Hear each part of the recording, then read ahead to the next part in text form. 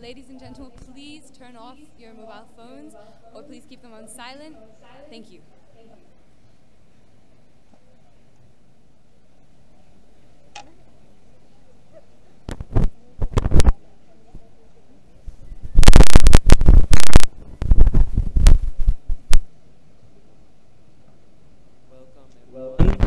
Chief guests, the delegates, judges, faculty advisors, principals, parents, and all other esteemed guests. We'd like to thank you very much for being in attendance here today at the closing ceremony for Colombo Operated Model United Nations 2015.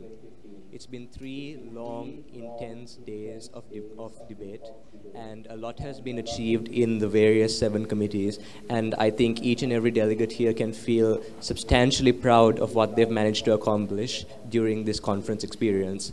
So without further ado, let's begin the closing ceremony.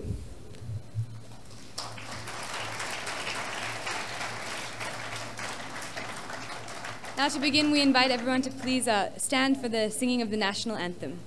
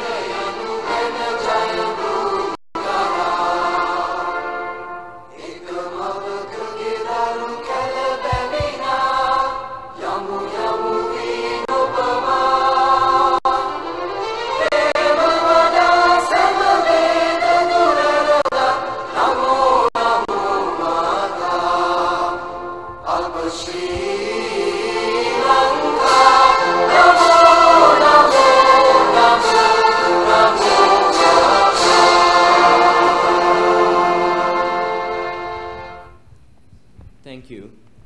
Please remain standing for the ceremonial lighting of the oil lamp.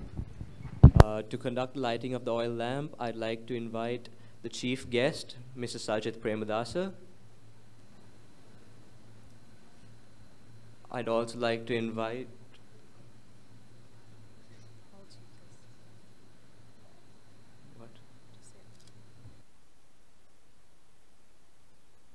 Can all chief guests please step forward to light the ceremonial oil lamp?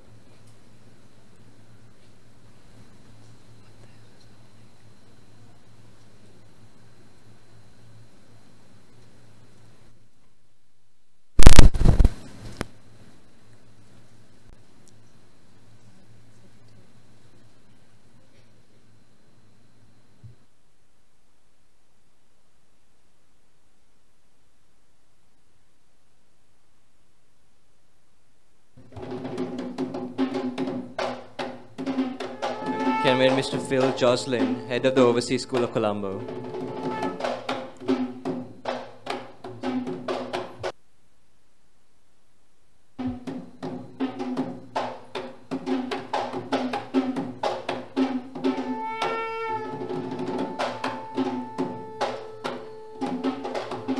Also, Miss Eileen Niederman, the secondary principal of the Overseas School of Colombo.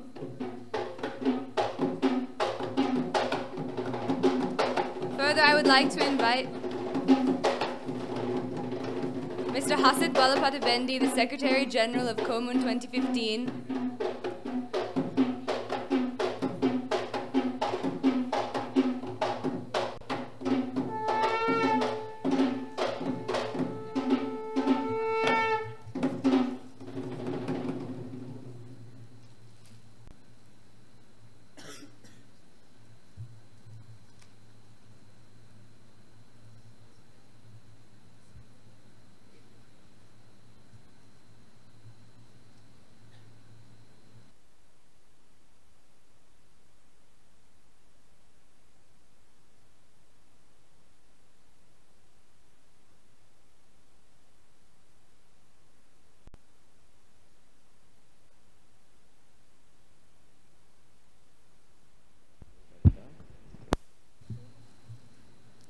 Thank you to our chief guests. Please be seated.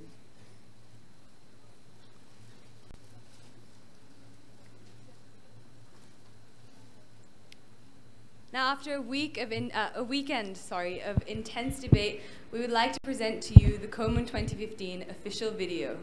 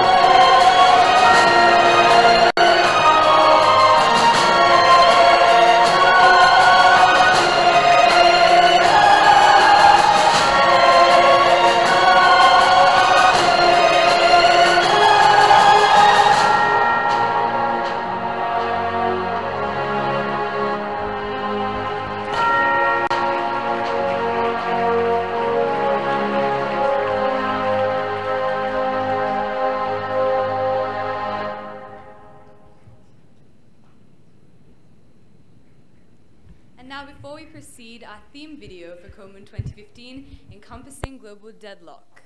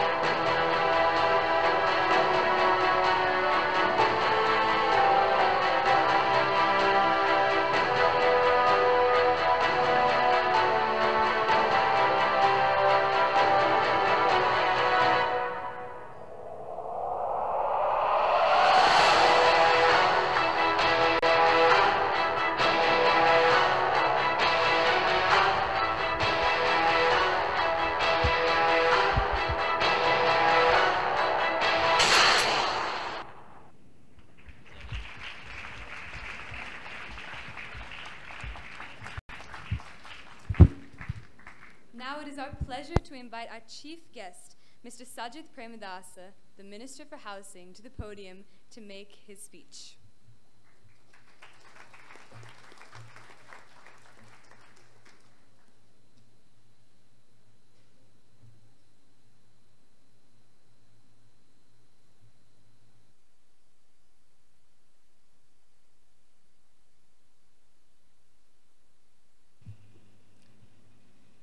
Good evening to you all. Head of School, Deputy Head of Mission, distinguished guests, ladies and gentlemen. I'm extremely honored to have had this opportunity of addressing a unique gathering of young leaders who will, I'm sure, in time, will have the onerous task of becoming decision makers in their respective fields. I believe this annual gathering and this event will provide all youth leaders with a unique opportunity of getting a better understanding in decision making. I believe all of you have gone through a series of debates, discussions, negotiations with regard to issues of foreign policy and issues of national security. The essence of politics is serving the people. In order to ensure that this process is effective and efficacious, it is imperative that one adopts policy-making models and structures that provide constructive, productive policy resultants. It is through sound decision-making processes and successful political outcomes that we ensure peace, security, and prosperity, both internally and internationally.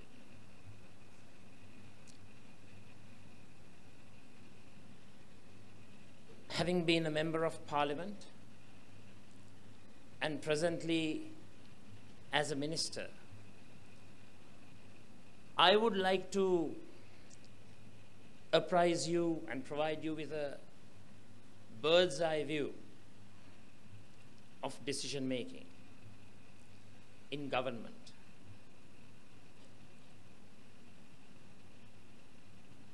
If we go back in history,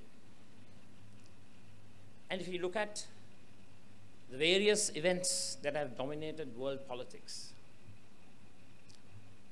we see whenever rational decisions have been taken, peace and security has prevailed.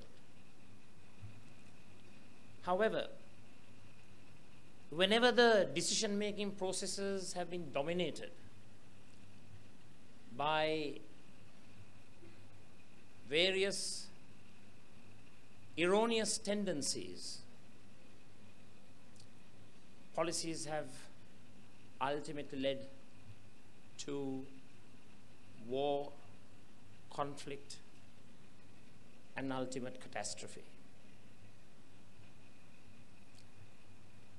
Let me give you an example from US foreign policy. I'm sure all of you all have studied the Cuban Missile Crisis. During the Cuban Missile Crisis, President John F. Kennedy was faced with a crucial and critical decision as to what policy instrument he should adopt with regard to the stationing of medium-range missiles in Cuba by the then Soviet the President Khrushchev. Now, when the whole policy-making process commenced, the policy-making group consisted of like-minded officials. These officials initially had the tendency to agree with whatever the president stated. If you read the book written by Irving Janis, Victims of Groupthink, that particular book examines the failure when a policy-making group consists of a group of yes men and women, how policy processes fail. So initially, when President Kennedy had to decide on this crucial national security situation, the main decision-making group consisted of like-minded friends, colleagues, those who had close political affiliations to the president and his entourage. So when they were discussing as to what decision should be adopted as far as the stationing of missiles are concerned, the first option that was presented to President Kennedy was to increase the nuclear threat and warn Russia of fatal repercussions. Now, if I remember correct, the president's brother the Attorney General, was observing this whole event. And he observed the fact that the decision-making group did not consist of people with adequate clarity, expertise, and those who could present the president with a variety of options which you could choose from. So what the Attorney General did was he advised the president to expand the decision-making group to include people who would provide him with a variety of viable alternatives. Consequently, the group was expanded. The president was presented with a series of options. Commence with a warning, verbal warning through the United Nations. Then move on to a blockade. And after that, move on to increase in the nuclear alert.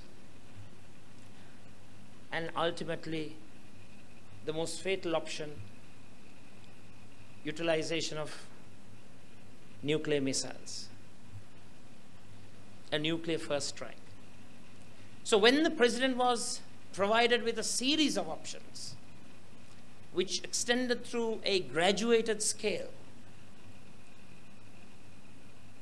he decided to move ahead with a blockade prior to increasing the nuclear alert and threatening the Soviet Union with a nuclear first strike. So what were the consequences of the blockade? President Khrushchev got the message.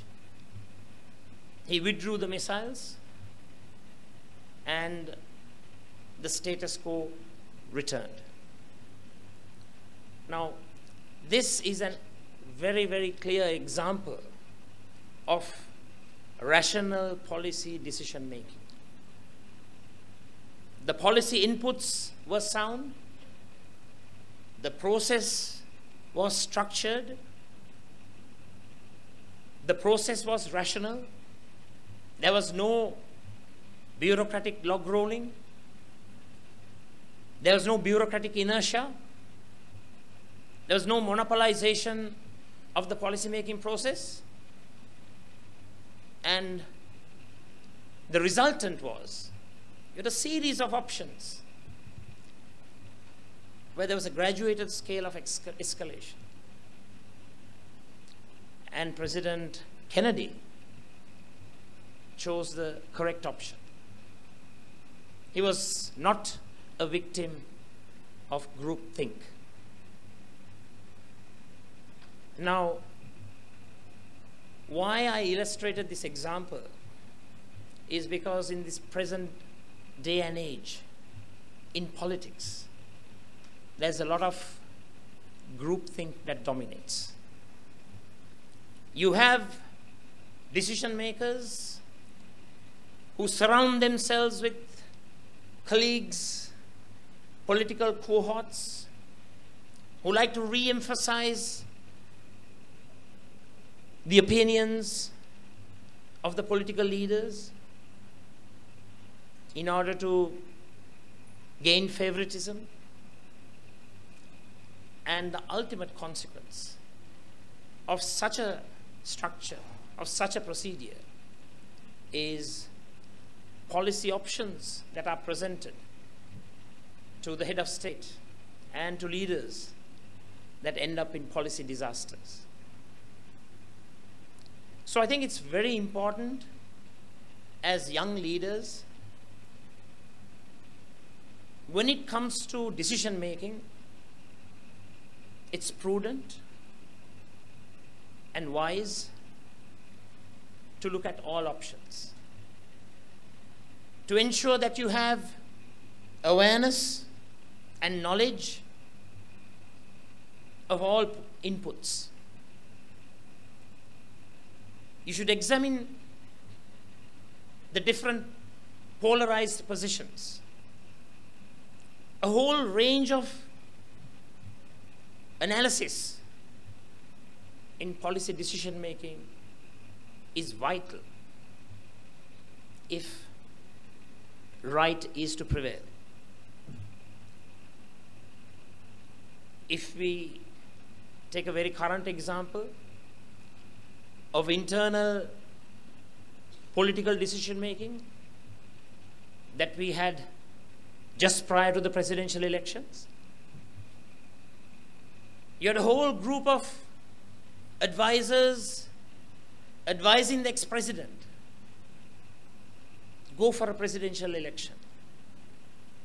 This is the most appropriate and propitious moment to attain a third term.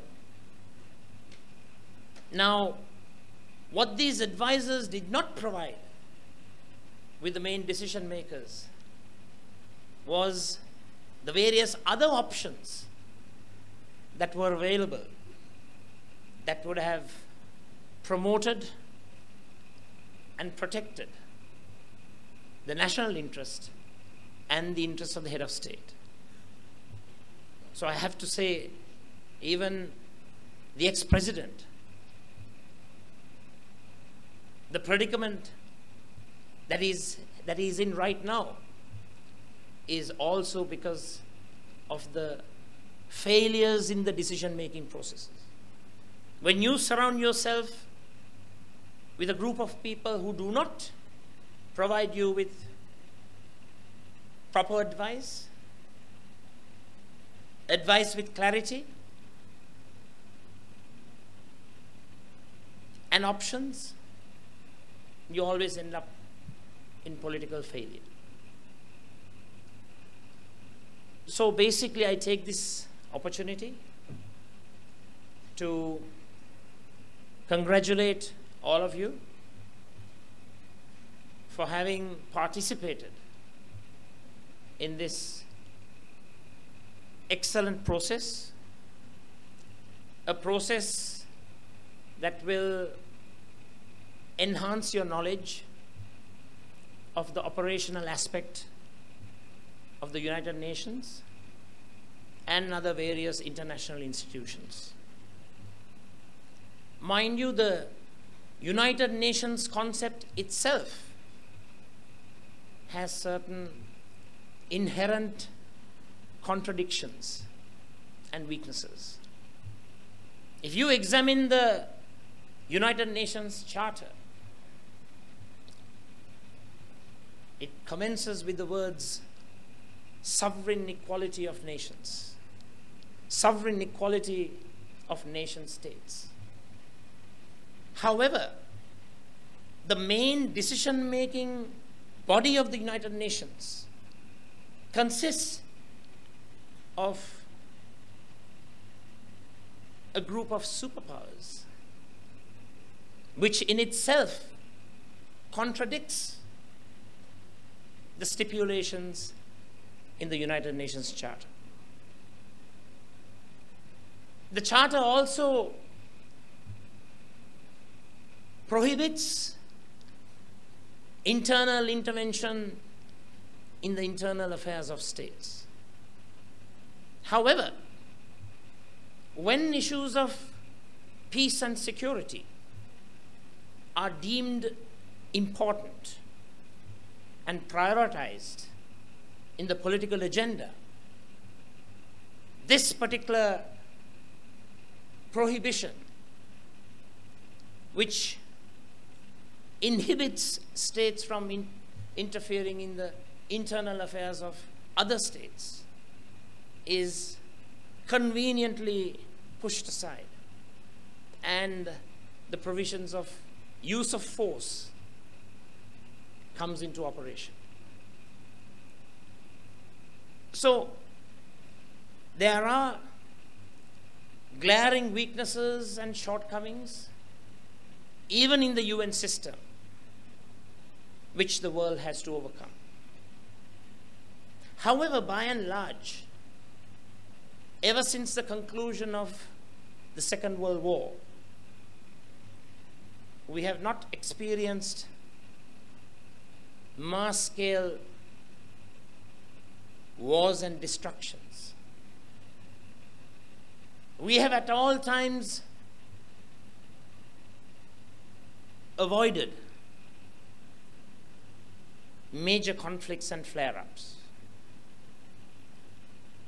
When you see the experience in the late 70s, and if you examine the 80s decade, you had the Cold War between the Eastern Bloc and the Western Bloc.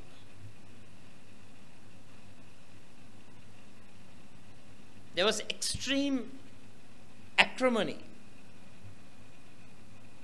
and various international events that went close to eventual war. However, the United Nations and various other institutions provided the vehicle for those international leaders to avoid conflict and warlike situations. So having mentioned the fact that the United Nations system has inherent shortcomings and weaknesses, we should be happy that, generally speaking,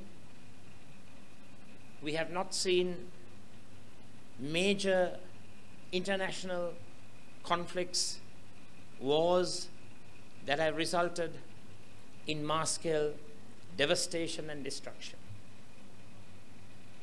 However, the priority today for United Nations and for its members and for youthful leaders who are aspiring for positions of leadership in your respective fields is to ensure that we formulate an international order that promotes peace, prosperity, justice, and equality among all nation states.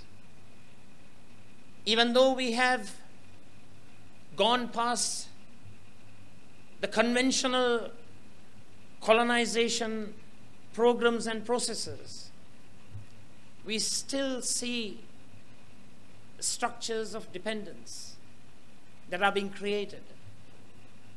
The divisions in the international society between the haves and the have-nots is glaring and apparent. As such, we should all combine our talents and resources to ensure that United Nations reforms itself, that United Nations as an organization and an institution is protected and promoted and well funded, and ensure that all the peacemaking and peacekeeping activities of the United Nations are enhanced to ensure that there's peace, prosperity, and tranquility, and a better future for all of us. So once again, I thank you all for giving me this opportunity of gracing this occasion, and I hope and pray that all the young leaders who are present here will do well in your studies, in your higher studies, and ensure that as persons of importance, that you obtain the requisite skills and talents to ensure that you all are all sound policy decision makers in your respective fields. Thank you very much.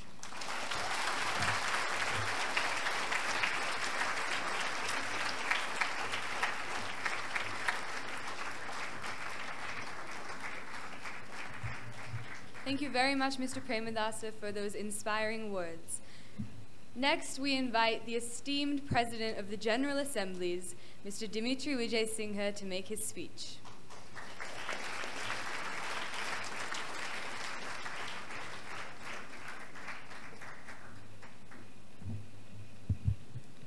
Good evening, Honorable Chief Guests, faculty advisors, Ms. Jasmine, parents, and delegates. I'm sure everyone wants to get this going with and go home. Everyone's pretty tired, so I'll keep this short. Coming to the end of yet another successful COMUN conference, I have also come to the end of my serving the Model United Nations of Sri Lanka. When I first tried out for COMUN, I was placed as the 4th substitute in my school's delegation.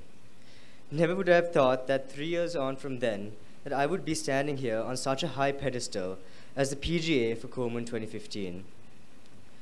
One experience I will never ever forget is being the president of UNCHR at COMUN 2014, a committee that won the Best Committee Award, and also I believe truly in my heart that it was one of the best committees to ever be simulated in the 21 years of COMUN.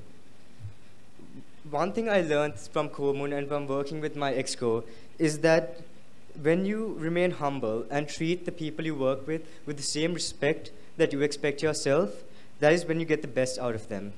And that's a very valuable lesson that I have learned. Finally, I would like to thank Ms. Jasmine, the teacher in charge of COMUN, and also special thanks to Hasit, Udara, and Navid, who I was so lucky to work with. I couldn't have asked for a better secretariat, and honestly, I can say that Hasit, Udara, and Navid, you guys worked so hard to make this conference a success, and thank you guys so much for supporting me. I really appreciate it. And finally, I would like to thank the EXCO. You guys have worked so hard. I'm really proud of you all. And some members of the EXCO, like, for example, my vice presidents, 2 of them are actually my delegates, and I'm so proud to see you guys, chairing committees now. I'm getting a little emotional, sorry. But that's basically it. I thank you for everything and love you all, you guys. Thank you.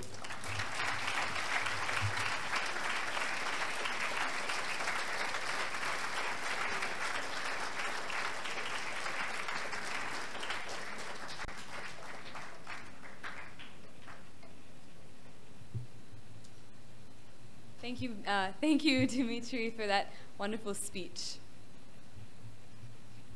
Now we will move on to the first stage of the awards presentations for this evening for COMUN 2015. We will start with the General Assembly Awards. First, I'd like to invite the Secretariat and Ms. Jasmine and Mr. Jocelyn to award the awards to the delegates.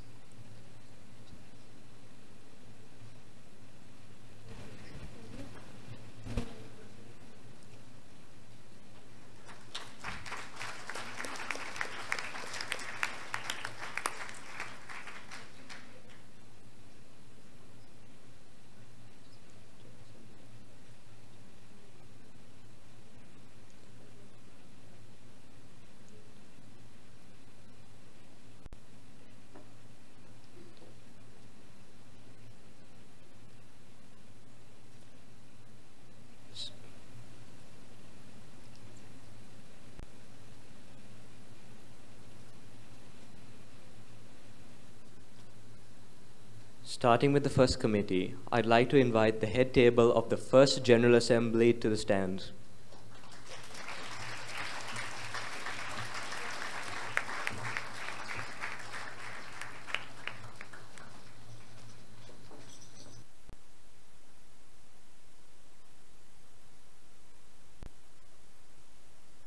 And gentlemen, GA1, in my opinion, had been one of the most intense committees of COMUN 2015. And this does not only come being the view of a vice president, but also from the delegates, the admins, basically everyone who made COMUN 2015 this big. Sonali, would you like to say something? I think you've covered it all, but we are so impressed with the standard of debate that arose from the committee, how well delegates were able to gel together, and the wonderful relationship between the head table and the delegates of the First General Assembly. Couldn't thank you enough for the wonderful experience that you gave us as a head table. And delegates, don't be disheartened if you don't get an award, because judging awards for this committee had been one completely hard task. So without further ado, we'd now start the presentation of the awards. The first award goes for the Best Foreign Policy Statement. And I think it's safe to say that this delegate always had an intense expression on her face whenever there was something controversial said. She used to always raise a point, lose control, and completely dominate the floor. This is the delegate of United Kingdom. You're stuck on United. You go.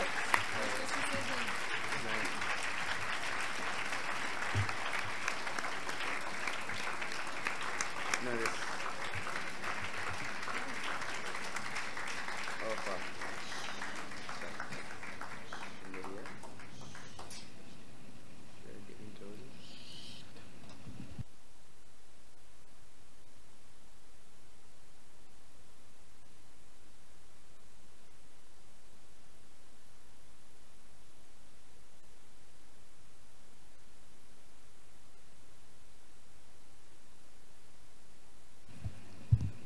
Delegates, the next award from General Assembly 1 is the Best Novice Award.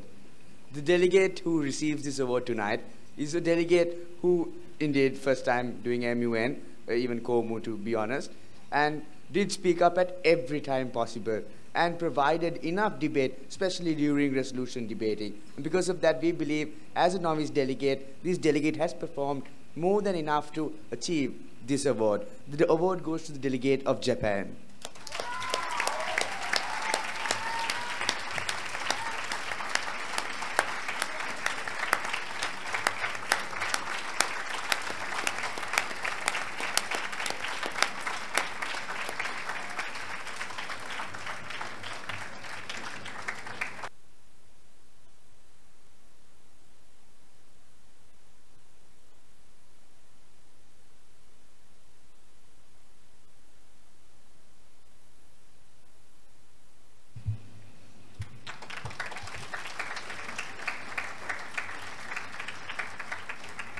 And now, ladies and gentlemen, moving on to our first honorary mention. Well, I don't think there's much to say about this delegate, except for the fact that this delegate was able to provide a very high level of diplomacy and bring up points that nobody had even thought of. So it's safe to say that this award goes to the delegate of Switzerland.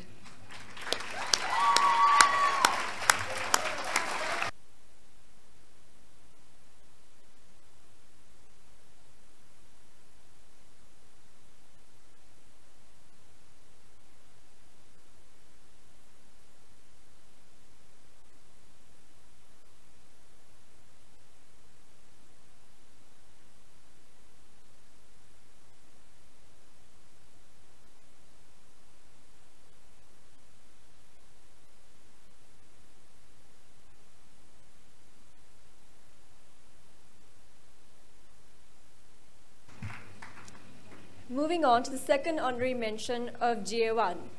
I believe that this delegate had his placard raised almost all the time and never failed to be disheartened whenever anyone tried to prove him wrong, but got up and always was ready to always accept mistakes and to be better.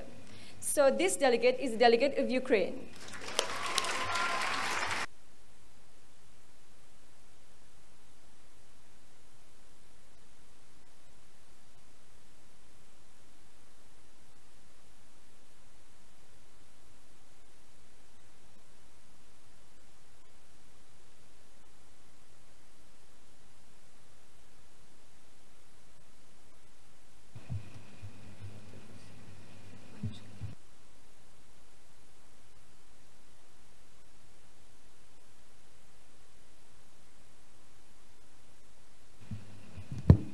The next award is one of the higher commendations from General Assembly 1.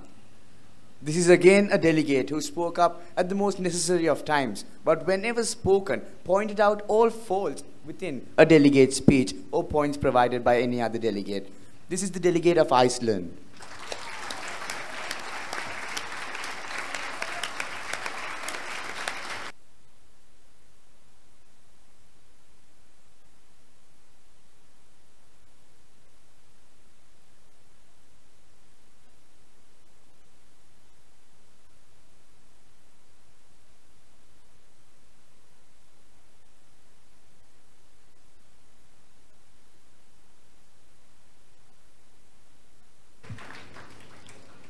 And now we have the next higher commendation.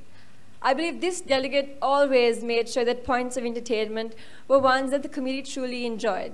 He had a charisma and a very, very open personality. He was approachable, and he had a very technical and individualistic way of speaking, and that's what made him stand out from the rest of the delegates of GA1.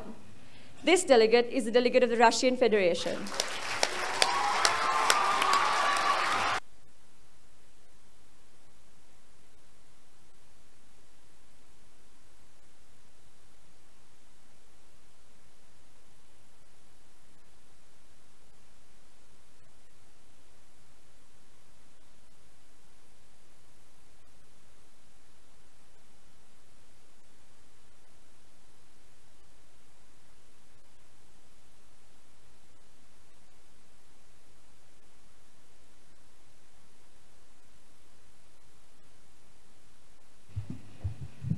Now delegates, a very last-minute award, but an award that made it very difficult for us to choose. This is the Best Delegate Runner-Up.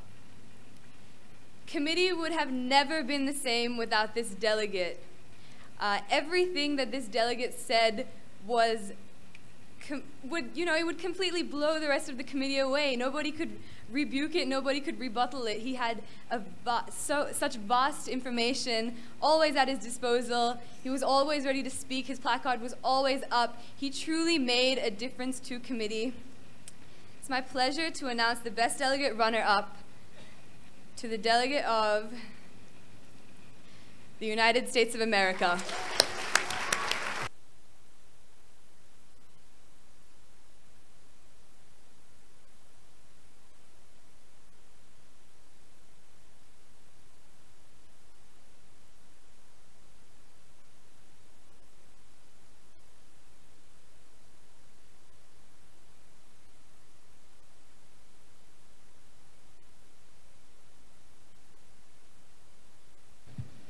And now delegates, the time for the Best Delegate Award of the General Assembly 1. Delegates, I think there is no other delegate but this particular delegate who has never made a foreign policy violation in any practice debate or for that matter at any day of conference. This delegate used to walk up with his files and show the head table that he had researched and that he always had his facts 100% right. This delegate also had various hand gestures that made it all the more dramatic when he spoke, making him stand out in the committee. And with great honor, we would like to announce the Best Delegate of General Assembly 1 to the delegate of Israel.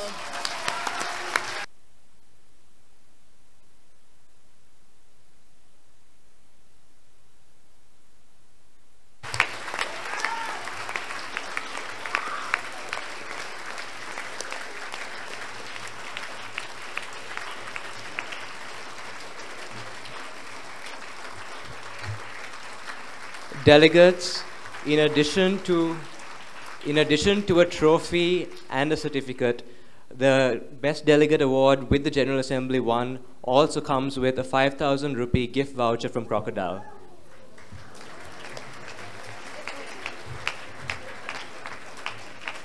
Delegates also taking in a few names that weren't able to get the awards today. Delegates of Palestine.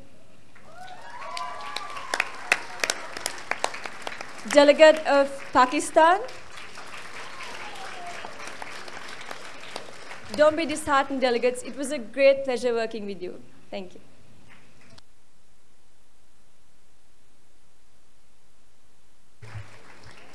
Thank you, Head Table of the First General Assembly. Now, I'd like to invite the Head Table of the Second General Assembly to the podium to hand out the awards.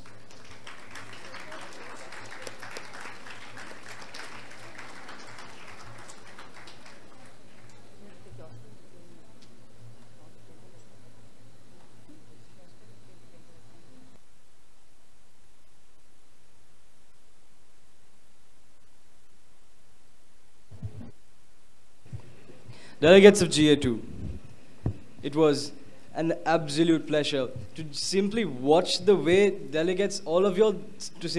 all of you all learned throughout this past month. to simply watch the way you all learn to apply economics.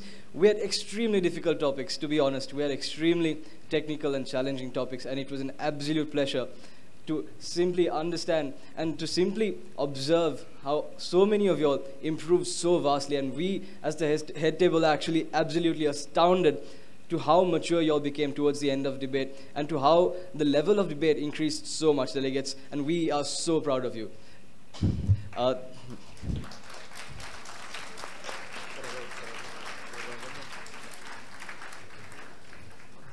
So delegates, without further ado, we will move into awards.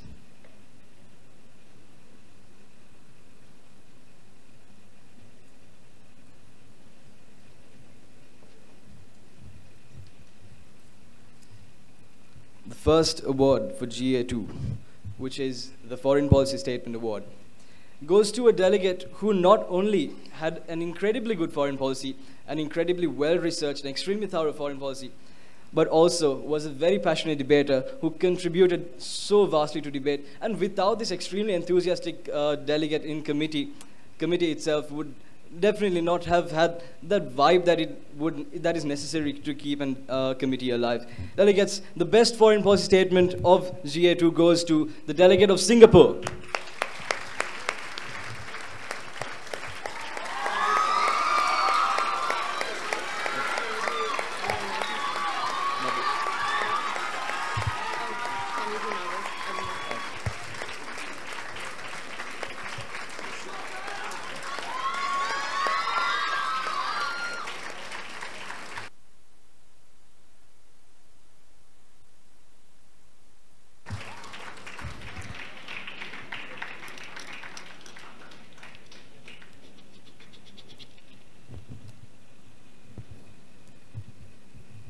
Delegates, the next award is the Best Novice Delegate of GA2. And this goes out to a delegate whose economics knowledge was absolutely astounding to the head table once again. And this delegate, it was actually quite a surprise to the head table that this delegate was actually a novice because of the fast way in which he actually improved so well throughout committee delegates. So without further ado, the Best Novice of GA2 is the delegate of Iran.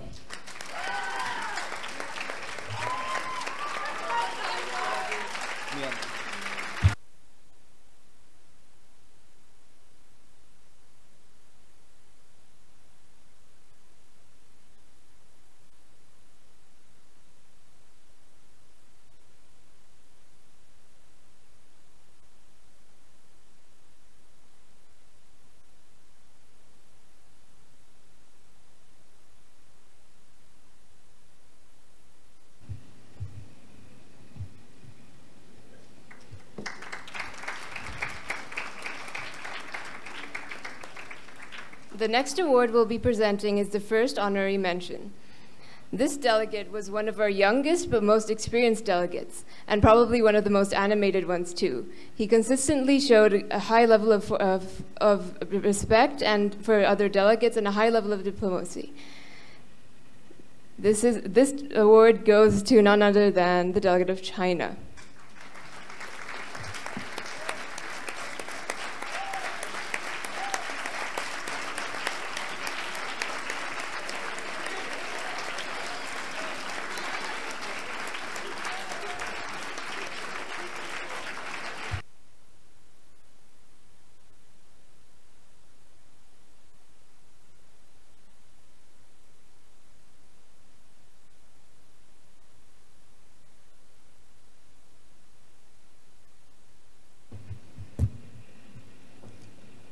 The second honorary mention for the Second General Assembly goes to a very tiny delegate who had a lot of research and would raise his placards almost all the time and was very animated. The second honorary mention of the Second General Assembly goes to the delegate of Myanmar.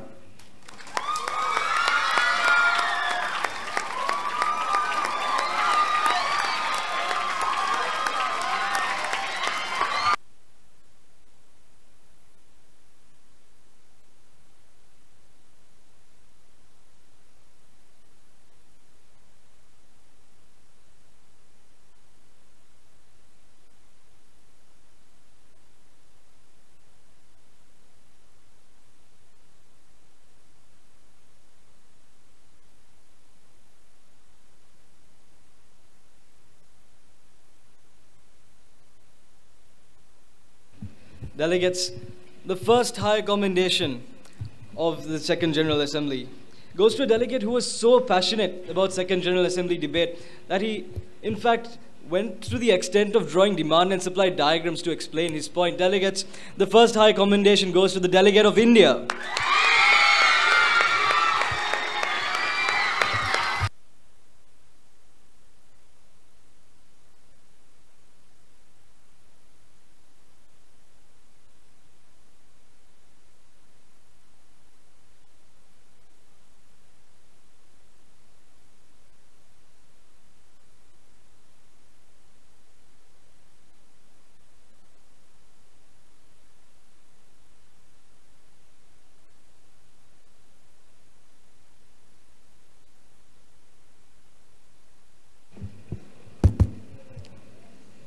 The second high commendation for the Second General Assembly goes to a very unique delegate. A delegate who might not raise her placard all the time, but when she does, her quality is amazing. Without further ado, the second high commendation for the Second General Assembly goes to the delegate of South Africa.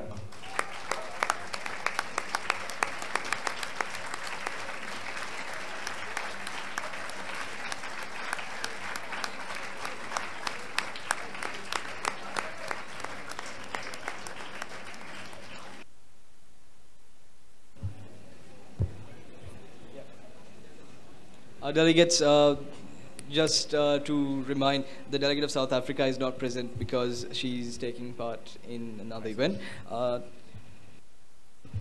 Moving on to the most contendent awards of this committee, the best runner-up delegate of GA2 goes to delegates. These two delegates were extremely close. So extremely close in their capacity to debate, in their capacity to understand and explain economics. That is absolutely commendable by the head table. And both of these delegates are extremely talented in debating in GA2. The runner-up best delegate of GA2 goes to the delegate of the United States of America.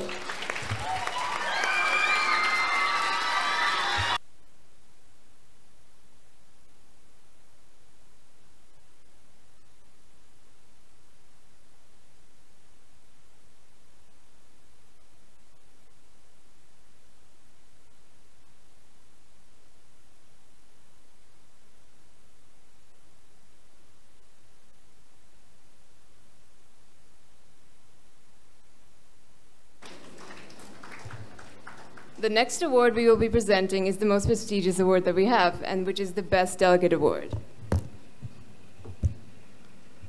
This delegate was very, very enthusiastic. This delegate was raising right to replies so many times and would direct debate into the most intense, to some of the most intense debates that we've ever had. So without further ado, the most prestigious award of the Second General Assembly of COMUN 2015 goes to the delegate of Russia. Federation.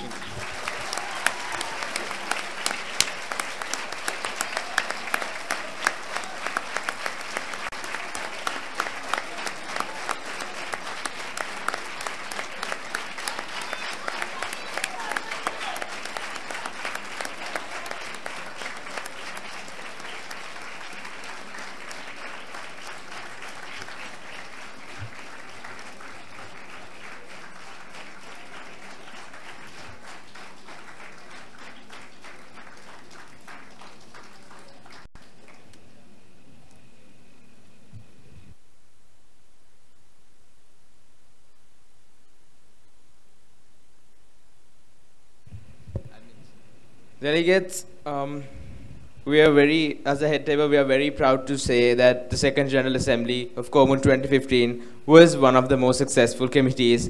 So, yeah. We would like to thank the administrative staff of the Second General Assembly who worked really hard and made GA2 such a success. So thank you very much, administrative staff and the delegates. You guys were amazing.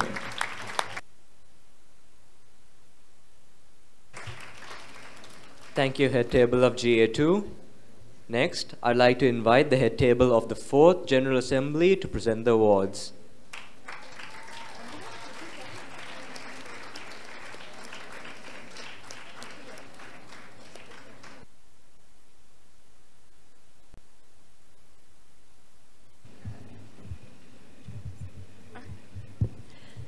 Delegates and esteemed judges, esteemed guests today, we'd like to address the fact that our delegates and admins, both of GA4, have been exemplary. It was an absolute privilege to witness how they grew exponentially in diplomacy, decision-making, and their ability to listen to others.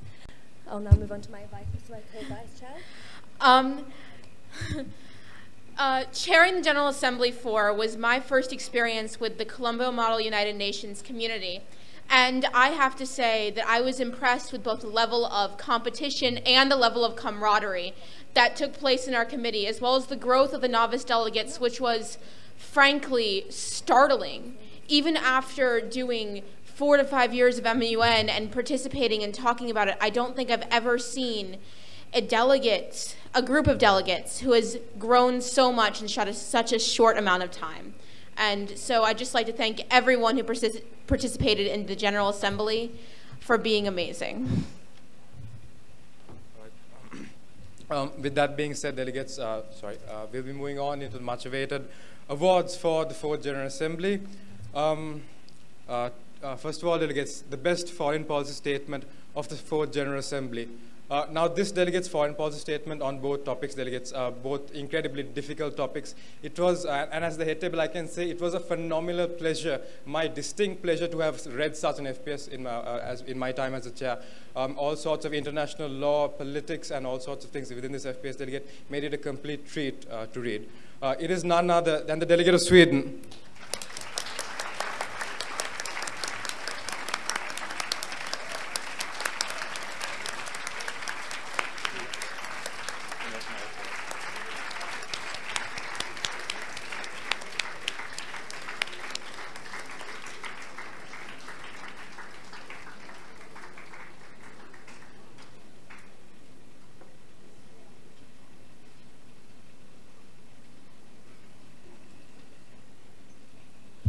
We'll now be moving on to the Best Novice Delegate.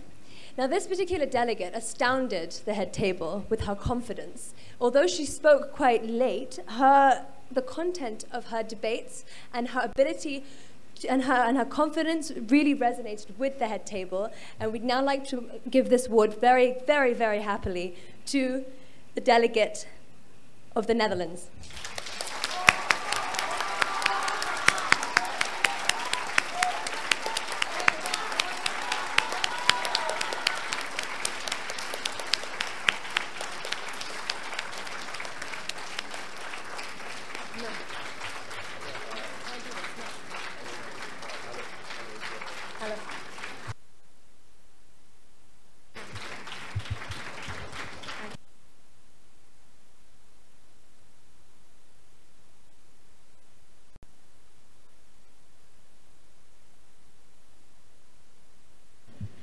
Now it's my pleasure to award the award for honorable mention in the General Assembly 4 to a delegate who I think has some really astounding passion for Model United Nations, and also the delegate I've seen who has the most dedication to receiving and acting upon feedback.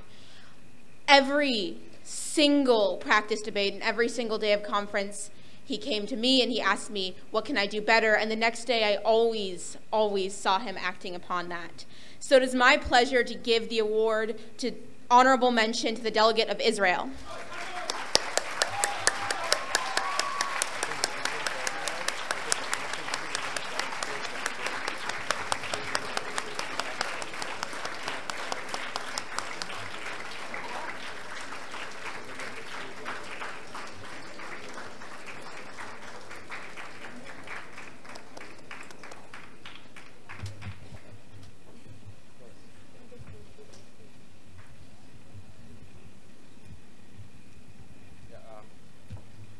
Delegates, to announce the second honorary mention of the 4th General Assembly delegates. The most memorable moment of this delegate was when he sent in 40 moderated caucuses to the head table, and we were completely flooded. We didn't even know where our laptops were, delegates. This delegate spoke so much, we thought he had a spring on the bottom of his chair, delegates, because he was constantly up for each and everything the committee debated about, and he was always there when the committee needed him to explain something. It is none other than the delegate of Ukraine.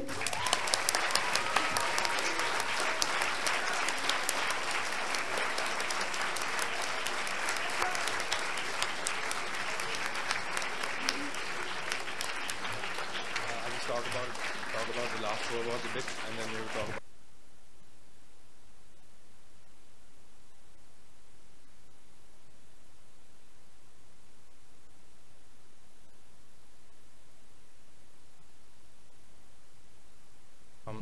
With that being said, delegates, the last 4 awards of the Special Political and Decolonization Committee.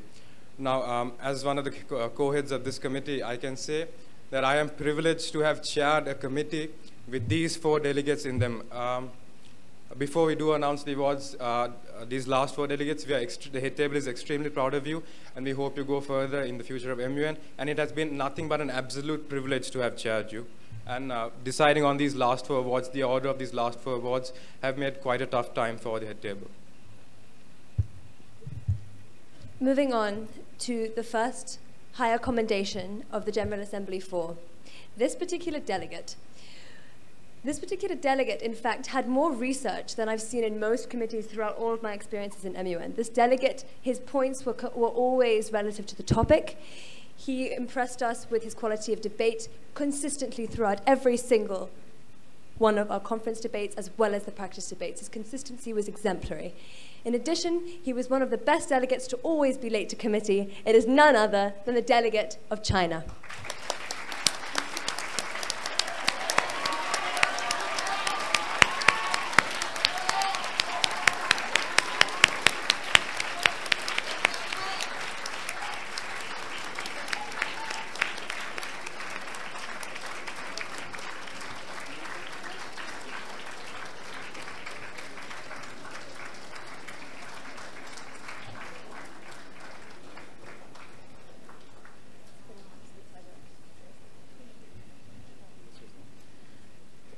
The second higher commendation goes to a delegate that it is an absolute pleasure to hear speak. One of the most diplomatic delegates I have ever experienced, both personally and in debate. This delegate was an absolute joy to chair for the head table to chair for. We strongly support this delegate in his future. It is none other than the delegate of the USA.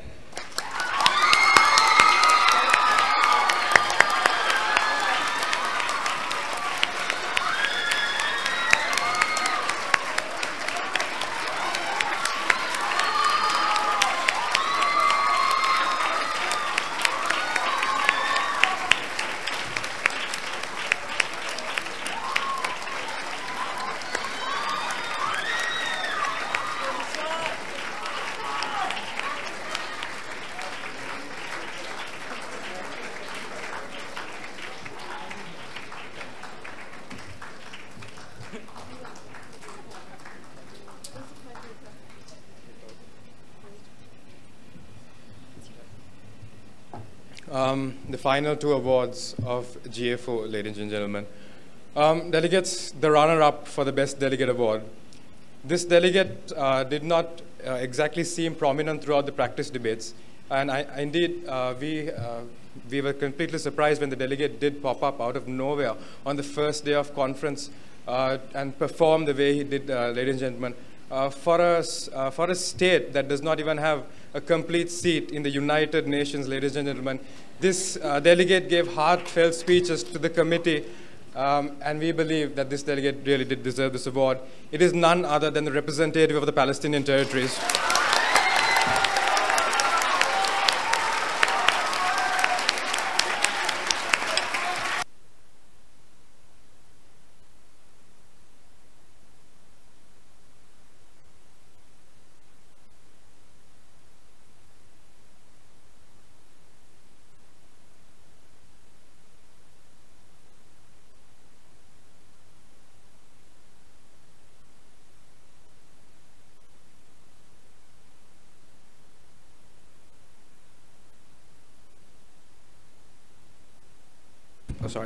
delegates of GA4, the moment you've finally been waiting for, the final and most prestigious award of the Special Political and Decolonization Committee.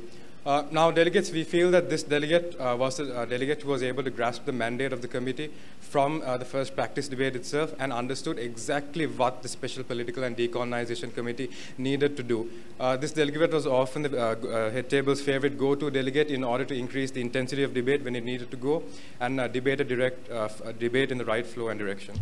Just to add on to the sentiments made by my co-vice president, this particular delegate managed to refocus debate as no other delegate managed to do, which was one of the points which we were looking for in all of our delegates. And this delegate was the first delegate to really make me realize the difference in level of competition between where I had come from and where I had ended up. And so I want to thank you and present the award for Best Delegate to the delegate of the Russian Federation.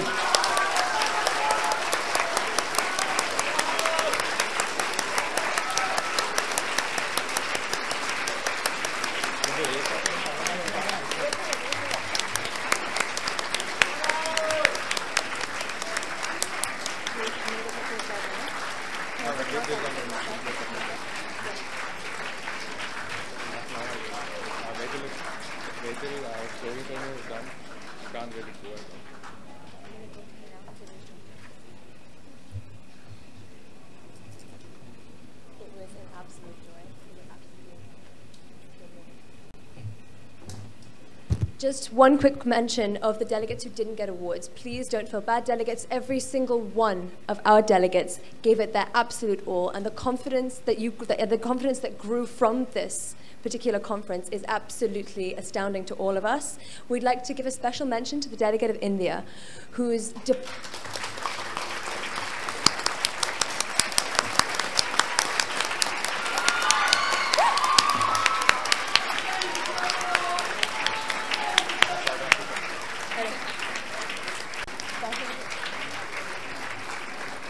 Thank you.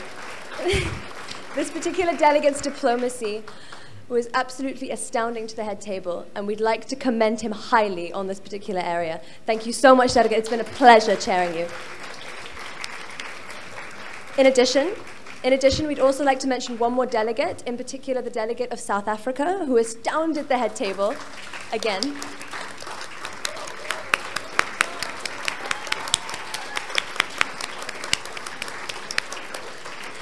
Astounded the head table with the quality of her debates, the research of which was completely unparalleled.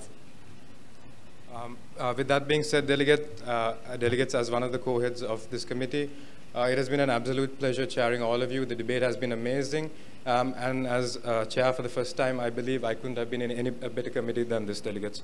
Thank you for everything that you've given us. Thank you.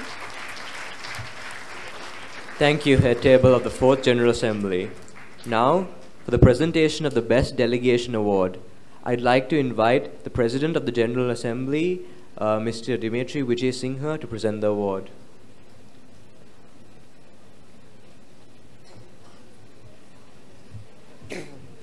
Delegates, it is my absolute pleasure to award the delegation of the United States of America with the Best Delegation Award from the General Assemblies.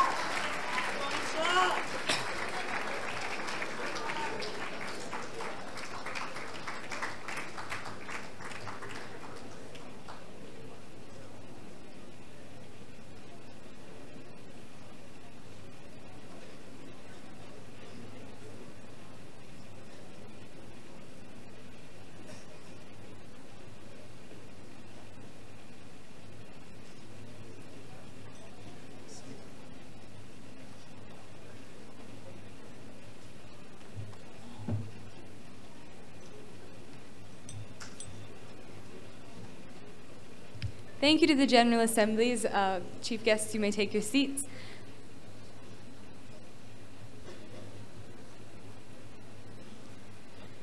Next, we would like to invite our second guest speaker for this evening, Mrs. Rachana Korhonen, the first Secretary Management of the U.S. Mission of Sri Lanka and Maldives, to the podium.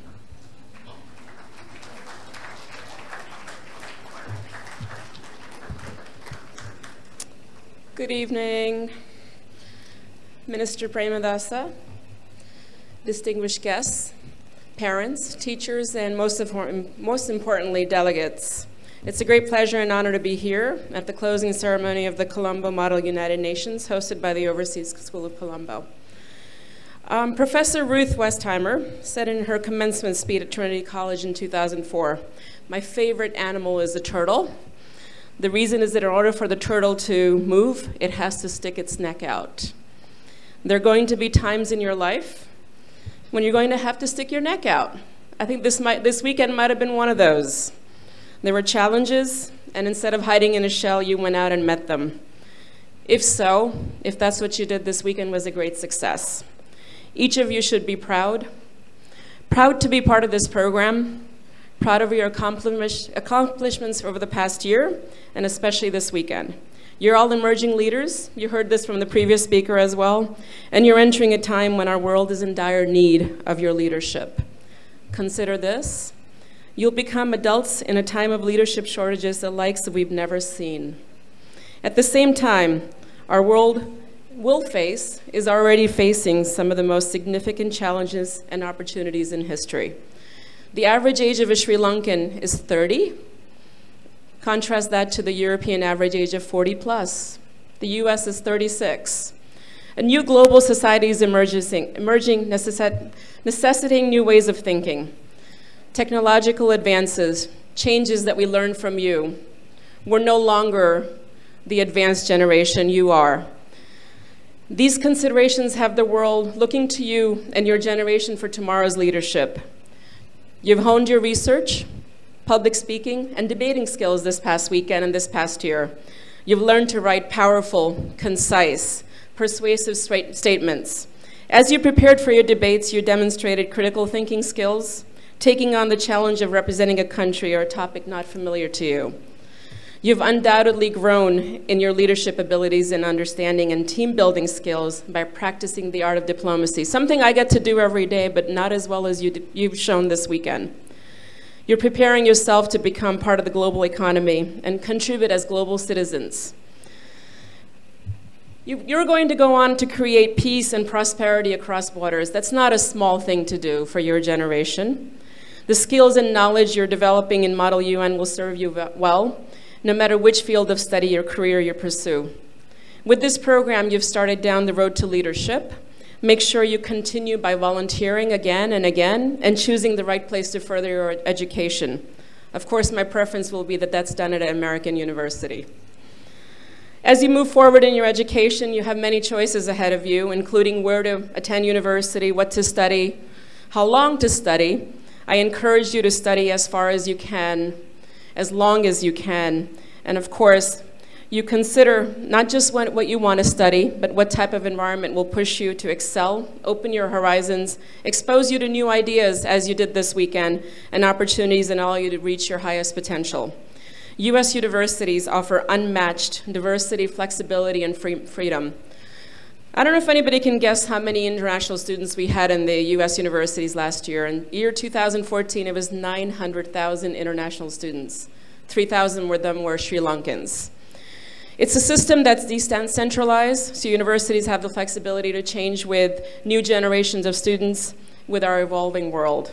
Programs are highly structured, but very flexible, so you can select from a wide variety. Academic freedom is one of the hallmarks of U.S. universities, which explains why U.S. universities consistently dominate World University rankings and why graduates are in such large demand. We recognize that international students, like you, bring new ideas, new experience to share within the campus community as well as in the academic environment. If you're interested, we offer more than a standard education.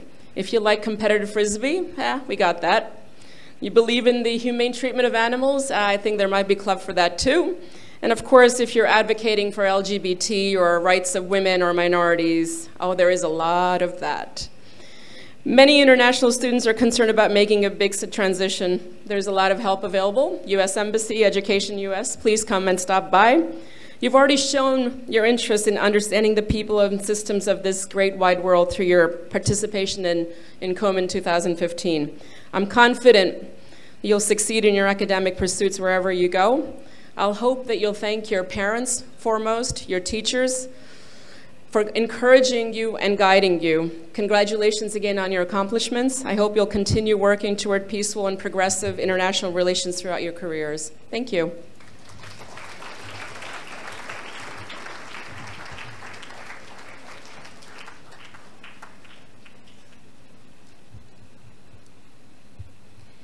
Thank you, Mrs. Korhonen, for really broadening our horizons.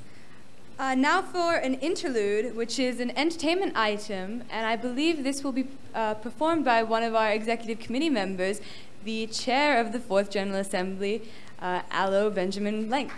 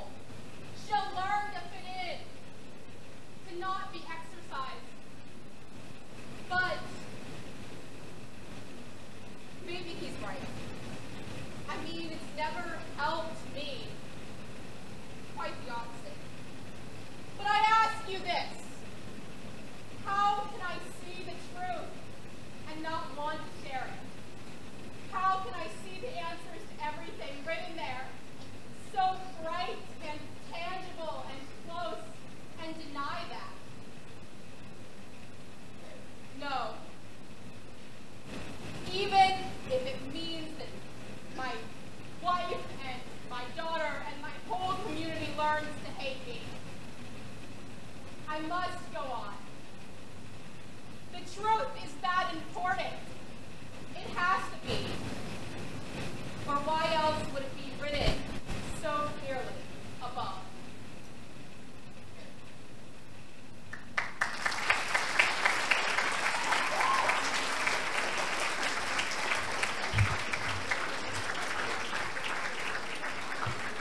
Thank you very much, Aloe, for that thought-provoking, innovative, and visually compelling monologue.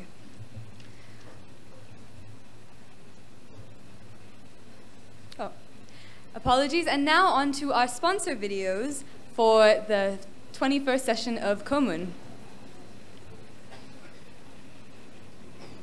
Imagine a place where ancient civilizations can be revisited,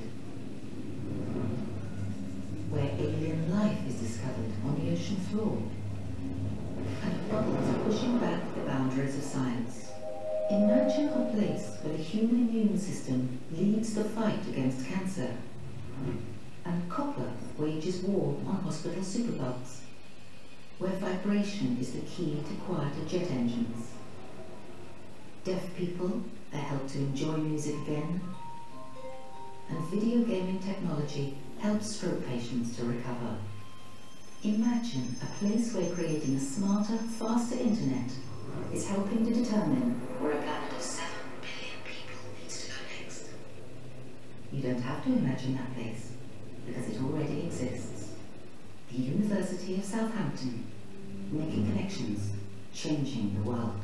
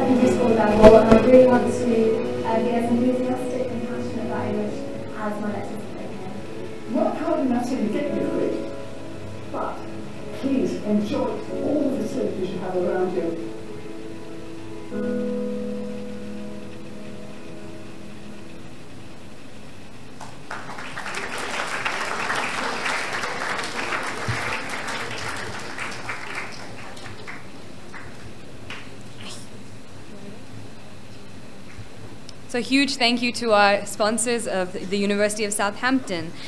Now on to the second part of our awards proceedings, starting with the United Nations Human Rights Council. Could I please invite the Secretariat, Ms. Jasmine, and our chief guest, Mr. Sajid Premadasa, to the stage.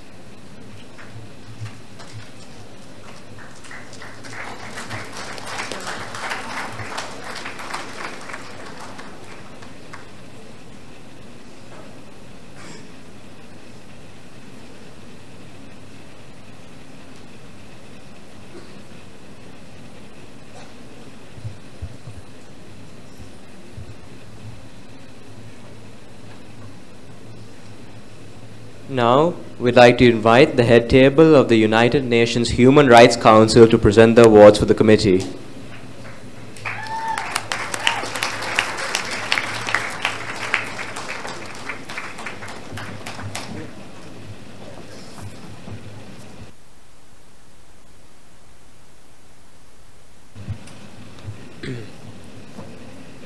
Hi everyone, my name is Sachin Vijayasinghe. And I'm Ravani Gunasekara. And we are the President and Vice President of UNHRC. I was actually the Vice President of UNHRC last year, and it was a really phenomenal committee. I really never thought that we'd be able to actually have a committee as good as that, but I was proven wrong this year because this year's committee was outstanding too. Unfortunately, the number of awards that we have for this committee doesn't allow us to reward everyone who deserves an award. But, and I know that every committee says it, but it's really true in our case. So without any further ado, let's move on to the first award for the best foreign policy statement. This delegate, I've marked her foreign policy statements before, and they were always very good, but it just lacked something. There were always 2 or 3 foreign policy statements that were just better than hers. But this time, what Ravini and I did was, unlike other committees, we didn't split the resolutions between us. We both read every single resolution and came up with our top 3 and presented them to each other. And they were the same top 3, and we agreed on the same best foreign policy statement. So without any further ado, the best FPS award goes to the delegate of Iraq.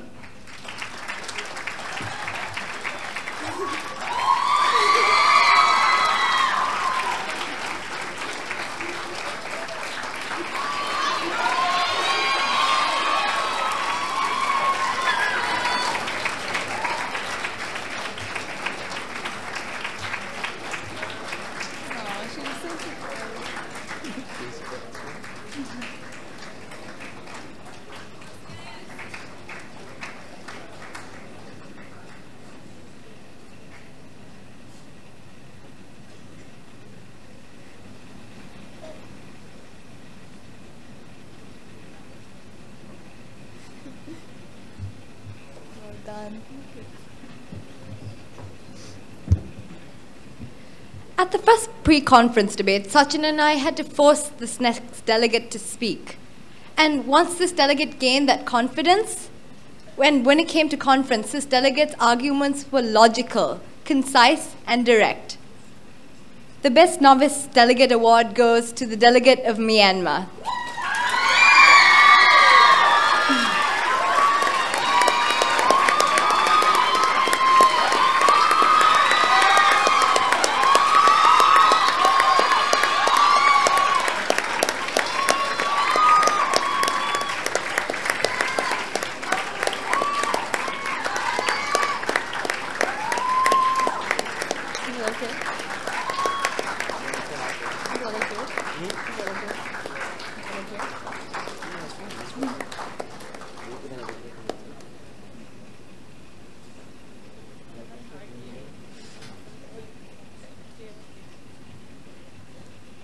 The next delegate was so enthusiastic. She had a placard raised all the time, and even when we couldn't recognize this delegate, she would never complain about it. The only flaw this delegate had, though, was that she felt that she would be better suited for the Security Council. The first honorary mention goes to the delegate of Japan.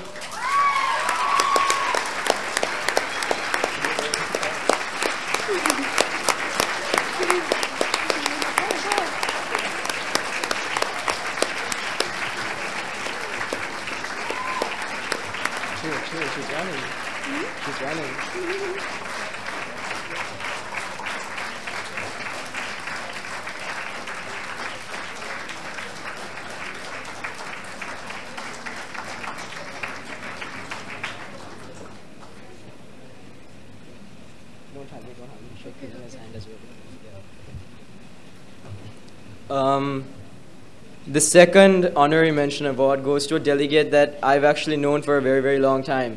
And I've known this delegate to be a really talented and just knowledgeable delegate, but he never seemed to excel at MUN because he never came out of his shell when it actually came to a conference. And we feel that this year, Ravani and I actually managed to get him out of that shell, and once we got him to start speaking, he just wouldn't stop. On top of that, I mean, he was kind of like a cartoon character most of the time. He was just he wasn't even like a real human being. I'm sure the delegates of UNHRC know who I'm talking about, so congratulations to the delegate of Syria.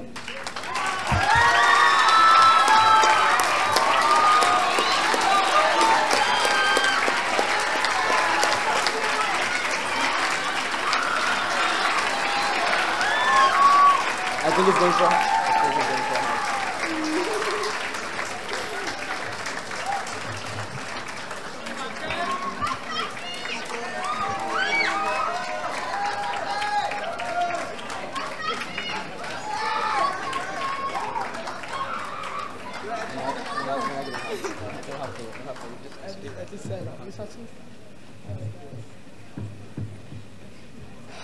the first High Recommendation Award.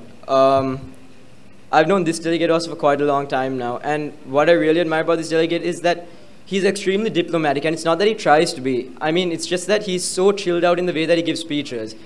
Sometimes people think that he doesn't really care, but that's not what it is. It's just that he's very, very calm. And on top of that, it's also the fact that he's always willing to help out the novice delegates. But that's by his own will. I never ask him to. He just like volunteers and helps out all the novice delegates, all the delegates who are not that confident to speak. On top of that, he's a fantastic debater himself, and I'm really happy to award the first High Recommendation Award to the delegate of the UK.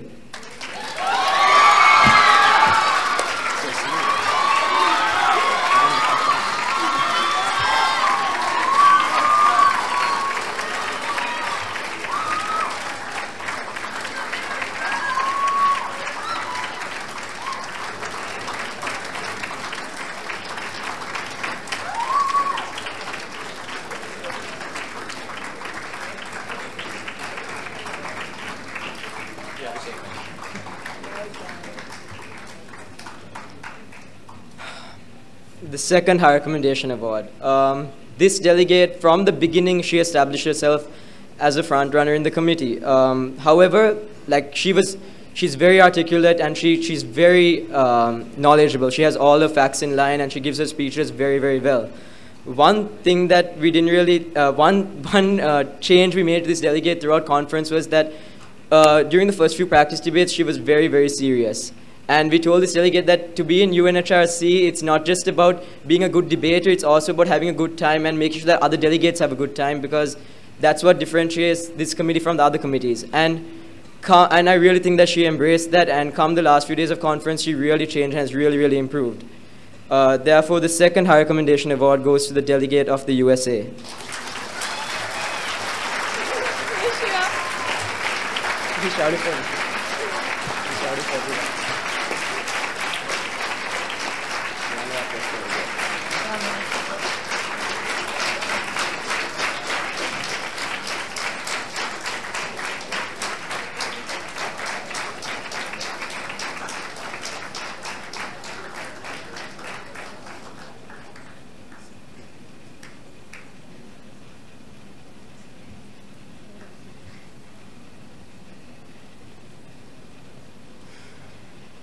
The next delegate was a delegate who's very articulate. This delegate was so direct, and this delegate would not stop talking. This delegate, the delegate who gets the best runner-up best delegate award goes to the delegate of Cuba. I'm sorry, I messed that up. I messed that up so much. I don't know.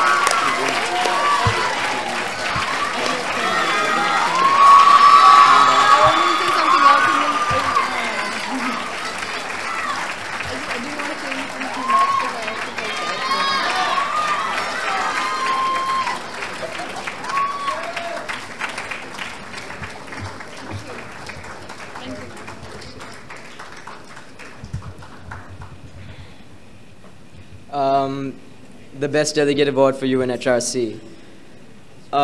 This delegate, like all the previous delegates I mentioned, this delegate, from the very first practice debate, he established himself as a front runner in the committee. He would always command debate, he'd create debate, and not only in our committee, but whenever we'd have an intercommittee debate, he's the first delegate to put his hand up and state the stance of our committee. On top of that, he was, just like the delegate of UK, he would also constantly be willing to help out the novice delegates, he'd sacrifice his own points so that they got a chance to speak, and that's something that we really admire in our delegates. Other than that, whenever committee got even slightly dull, he'd propose a mod caucus or a point of information or anything that would lighten the mood and make everyone more excited to debate. Without further ado, the Best Delegate Award goes to the delegate of Bangladesh.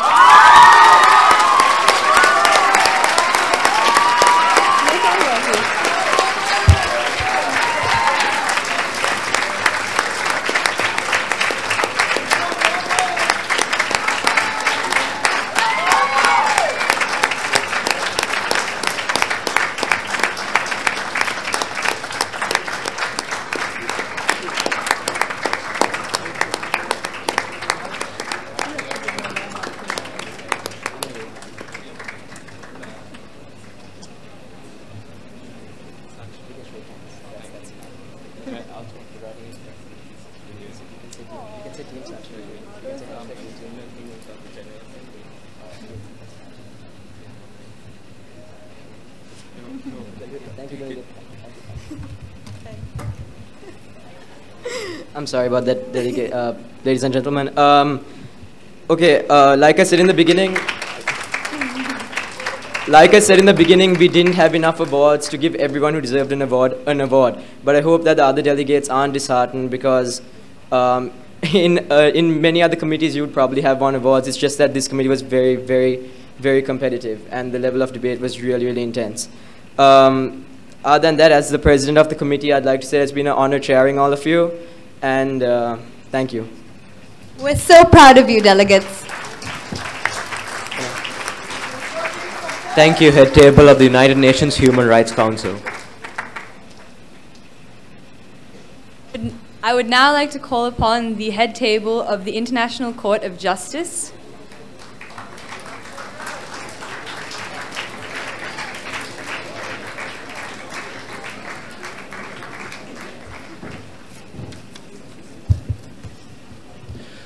Delegates and judges, we are the International Court of Justice. Enough said. But actually,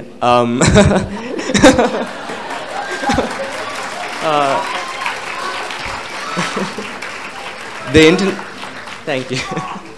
The International Court of Justice is actually quite a unique committee. First of all, we have judges and not delegates, which automatically makes us cooler than everyone else.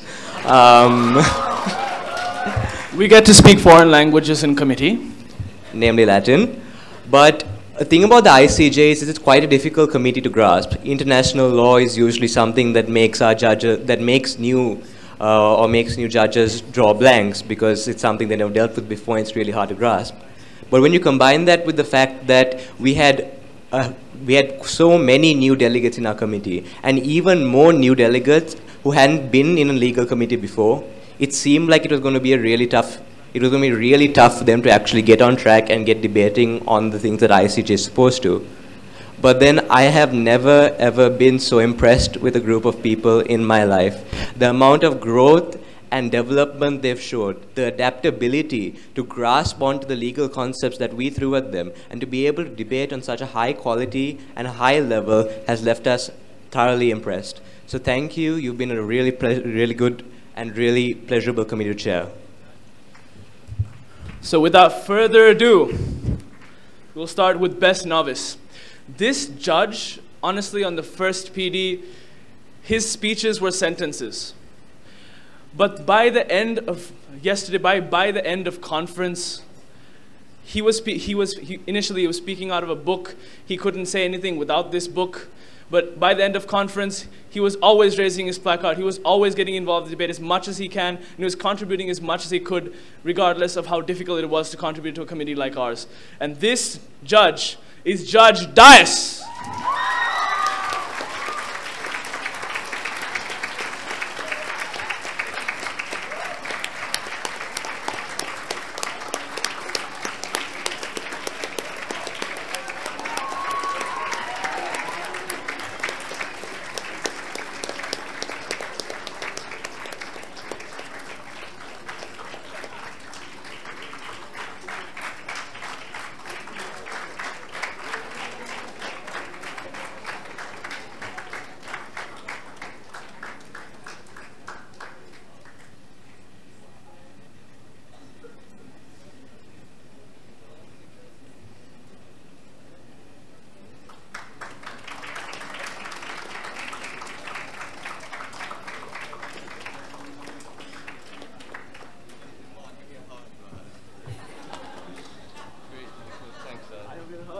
You get a hug too.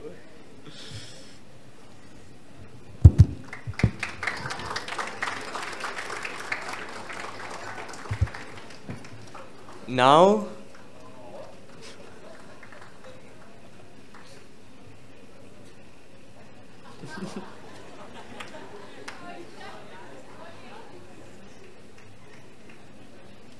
now for the next award of the International Court of Justice, the Best Judicial Opinion Award. Now this award goes to a judge that I would have to say is the most cheeky and mischievous Model United Nations participant I have ever come across. He usually always has a smile on his face and always has something funny to say in any situation. Without further ado, I'd like to present the Best Judicial Opinion Award to Judge Hashim.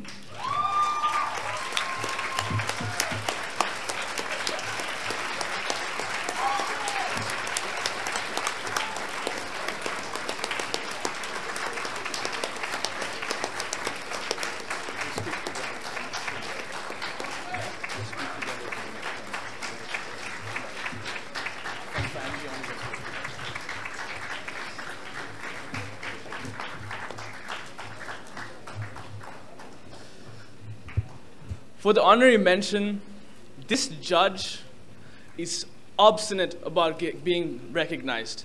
He will not sit down, he will not drop his placard until he is recognized, and if he isn't recognized, he'll send us little notes saying, you didn't recognize me and I'm offended. This judge who gets the honorary mention for the ICJ is Judge Akila.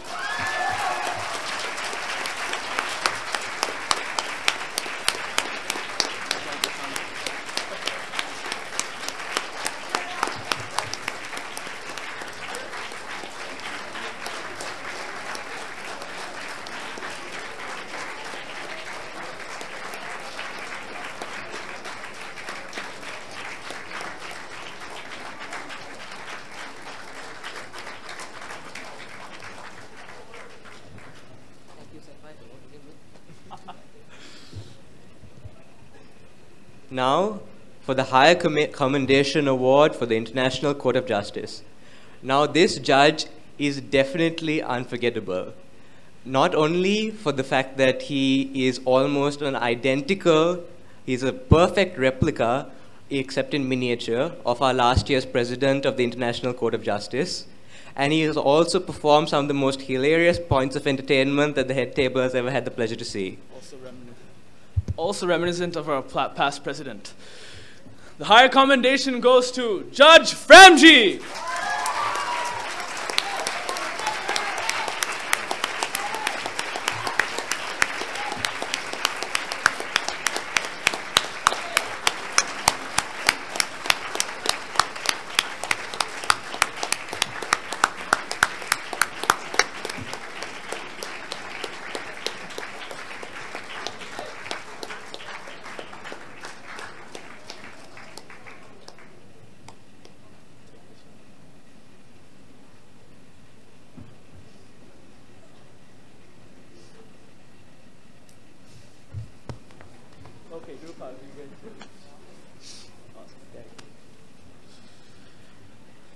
This next judge is the picture of diplomacy, and she will never, never let anyone go for making a mistake.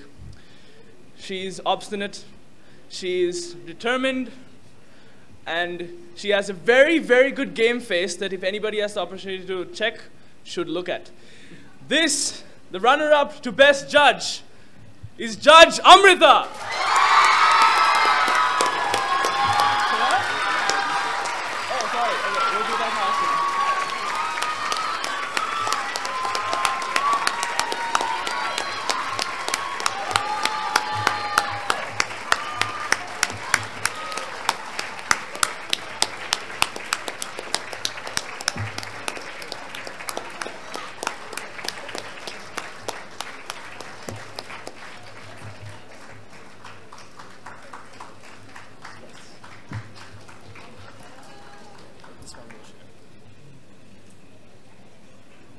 Now, for the final and most coveted award of the International Court of Justice, the Best Judge Award. Now, this judge astounded the head table with his level of research, with his references to international law, and his ability to go on and on and on about all sorts of articles from all sorts of conventions with some of the most incredible and intricate legal analysis that we've had the pleasure to see as a head table. Now, without further ado, the Best Judge Award goes to Judge Hassanah!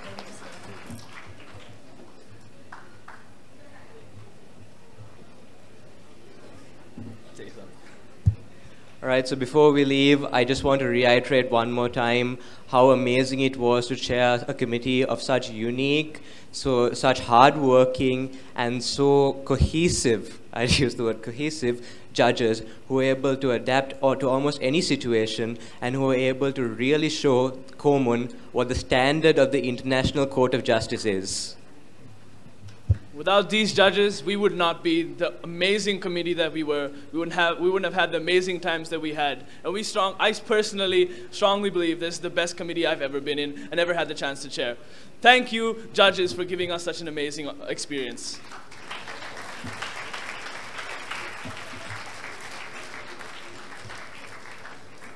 Thank you to the International Court of Justice. Next up, we have the head table of Security Council to present their respective awards.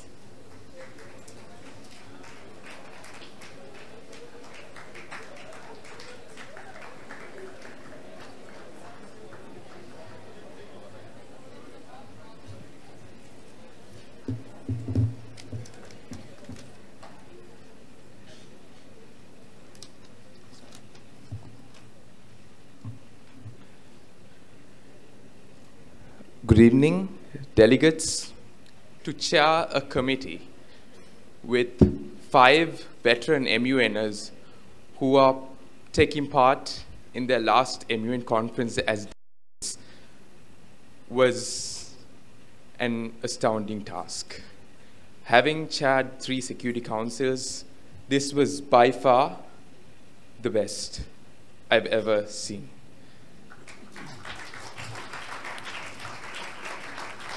After 3 days of that debate, speechlessness might be a symptom of a small disease that comes with SC COMUN 2015. It was that good debate that we had at Security Council this year. And the experienced delegates of that council agreed wholeheartedly that it was the best committee that they had been to so far. That was the amount of intense debate, the amount of research, the amount of the depth to which these delegates did go in exploring these topics, these special topics with regard to Kurdistan and Yemen, going into much depth with regard to these topics. And that is the speciality of this committee. And without much ado, the first award, the Best Position Paper Award, goes to the delegate of France.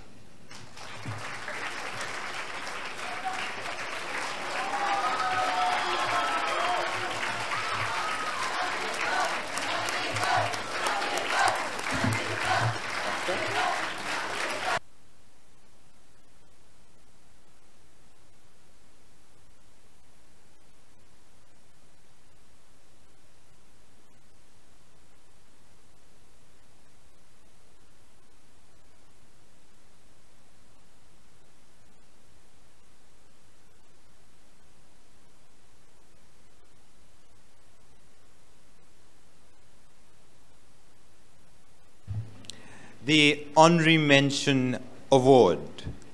Delegates, first of all, it was immensely difficult to decide the awards of the Security Council. And the first honorary mention goes to the delegate of Turkey.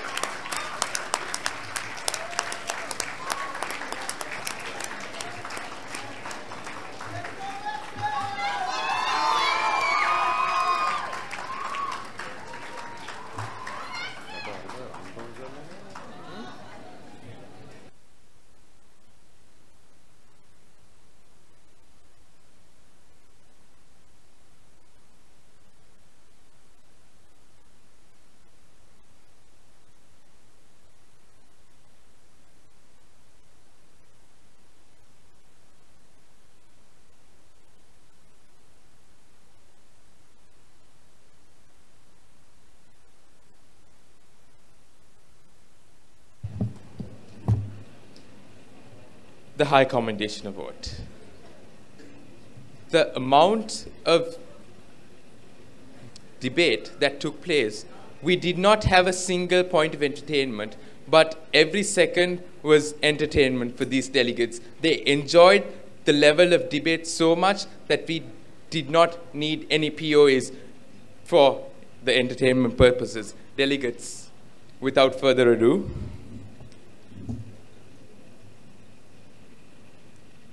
the High Commendation Delegate, the Delegate of the United States of America.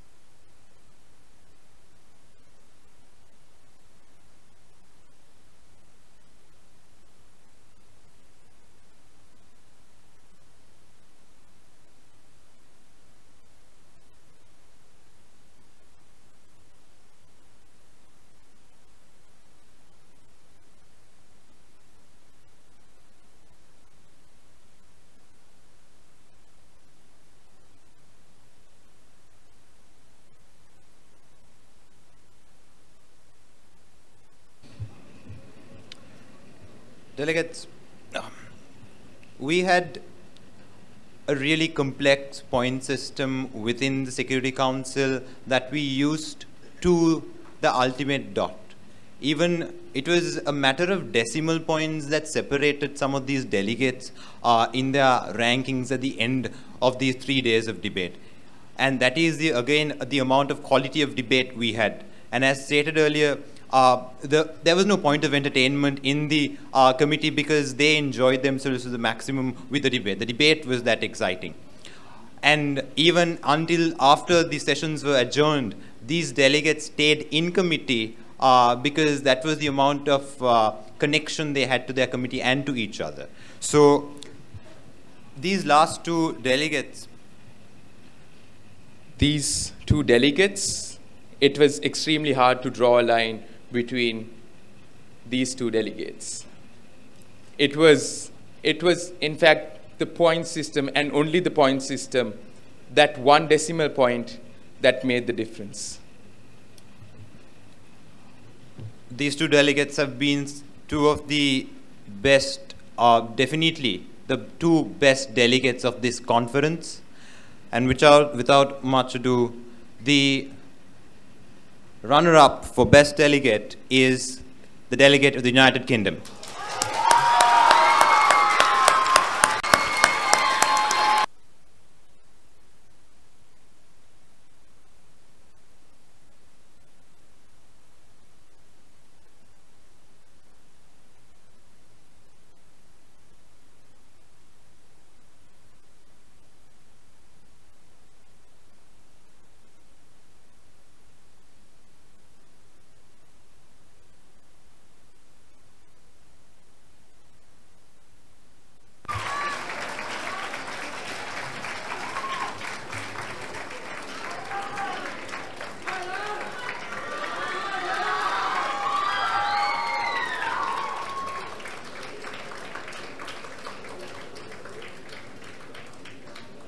Ladies and gentlemen,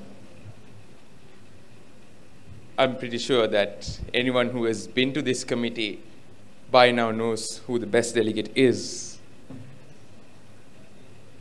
His research was so organized. He had this much of research, but if you asked for something, he could find it in 15 seconds. He is the most organized delegate I have ever seen in my MUN career. Delegates. The best delegate for COMUN 2015 Security Council, the delegate. In fact, this was not a delegate.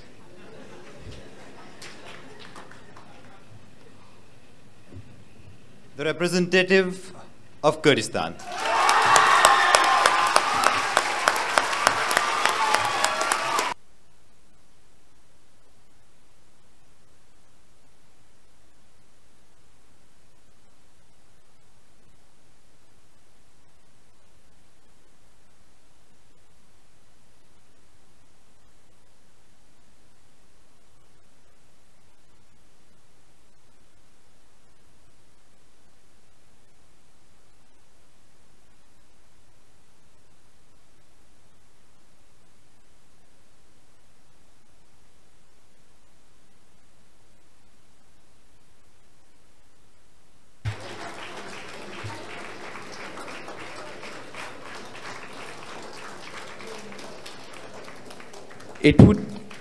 It would be wrong if I forget to state that there were more delegates who, if were in other committees of COMUN 2015, these delegates would have definitely won awards.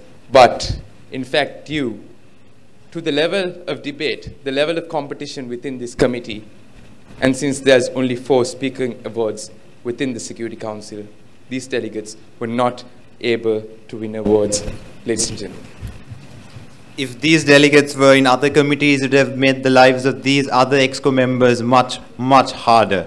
That was these. If we had more awards, you all will be walking out today with those awards, delegates. This is the delegates of China, delegate of Russia, and with regard to the first-time delegates, we had a fusion of extremely experienced delegates and novice delegates, and among them the delegate of India, being his first conference, performed exceptionally well. So delegates, we hope that the new delegates of Security Council have learned a lot, and that they continue to improve the standards of MUN in Sri Lanka. So thank you very much delegates, for an awesome Security Council. Thank you very much. Thank you.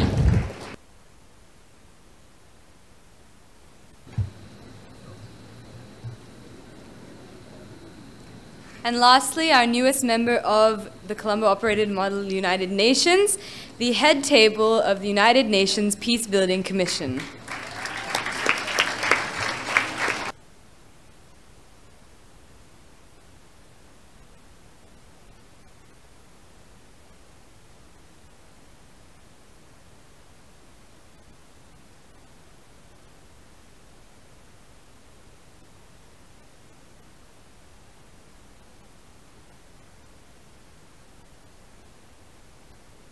I'll start by saying that this committee has been simulated for the first time in COMUN, and it was a very difficult committee, especially because delegates had no idea going in what it would be like. They were all first-timers to the United Nations Peacebuilding Council, and I'm especially happy to say that the level of participation and the level of debate are very high, and I and all my other chairs are very impressed by that. I would also like to point out that leaving COMUN this year is a bittersweet experience, and the bitterest part of them all is the fact that we have to leave these excellent delegates behind. Delegates of the United Nations Peace Committee. Delegates, we did not have just 1 delegate speaking, 5 delegates speaking, 7 delegates speaking. We had a whole committee speaking delegates. And delegates, I believe in terms of representation, United Nations Peace Committee was the best committee in COMUN 2015.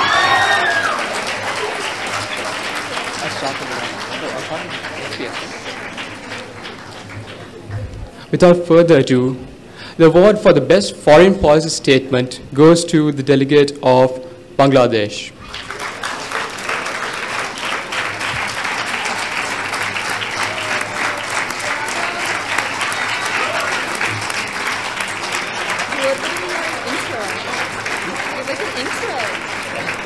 Oh, thank you.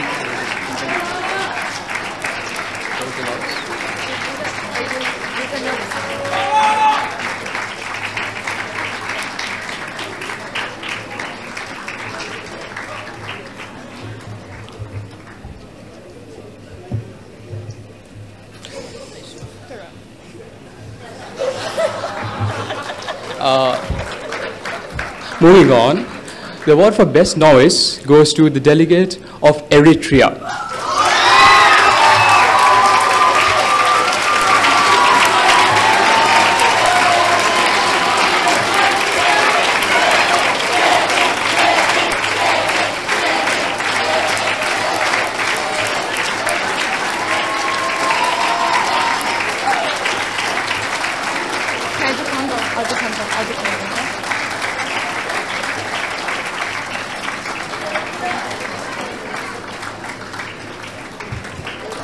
Now on to the honorary mention award. This delegate was incredibly special because he was one of the delegates that managed to develop over time probably the most. And of all the delegates, he had the best moderated caucus topics submitted. There were so many of them, and every single time we wanted to discuss one of his because they were of such prestige and supreme quality. Without further ado, this award goes to the delegate of the Democratic Republic of the Congo.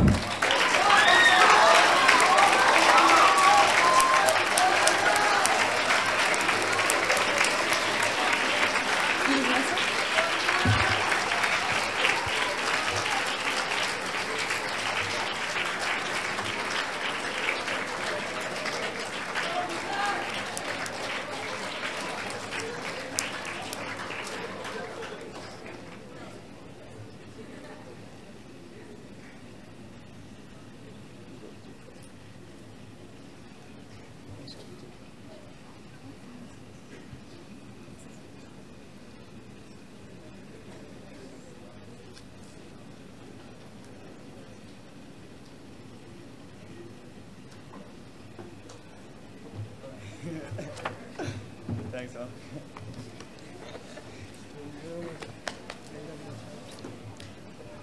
Okay, delegates, the final 3 awards delegates. These 3 delegates, these guys were talented in 3 different aspects, delegates. And finally, delegates, it was mere small points that really defined them. Delegates, without further ado, the higher commendation for the United Nations Peace Committee goes to the delegate of Ukraine.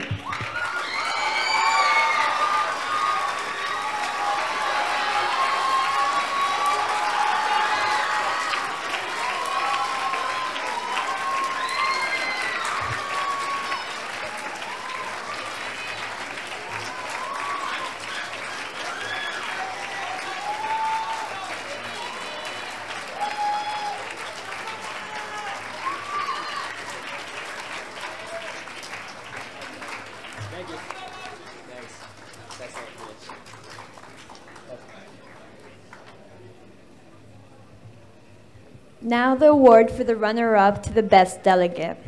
Now these 2 delegates, I think, stood out not only to the chairs, but to the rest of the committee. And because of that, this decision was so hard to make. And when we had to do it, it was honestly just mere points that separated these delegates. And this delegate in particular, the winner of this award, is someone very special to this committee because this delegate also contributes to the atmosphere, not just of diplomacy, but of fun. So the runner-up for the best delegate is the delegate of Egypt.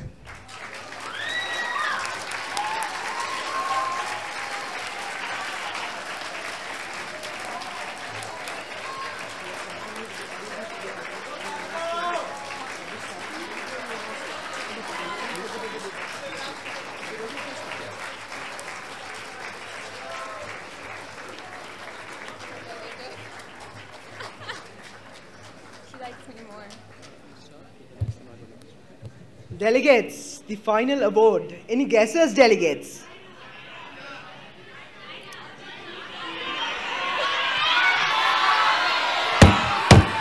Order in the house!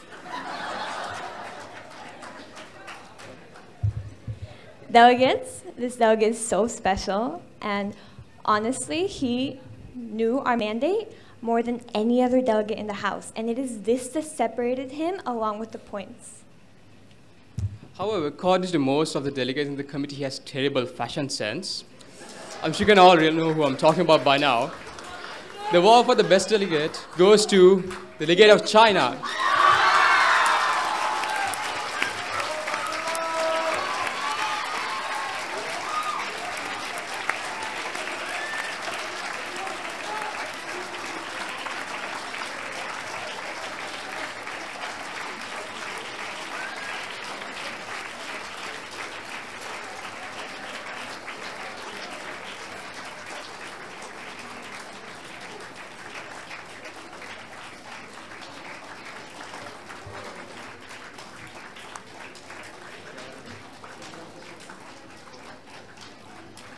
I'd just like to give a special mention to the delegates of South Africa, France, Rwanda, Bosnia, Palestine, Ivory Coast.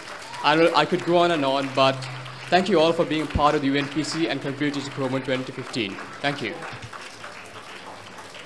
We're all very proud of you. Thank you, Head Table of the United Nations Peace Building Commission. Thank you, the Secretariat, Ms. Jasmine, and our chief guest.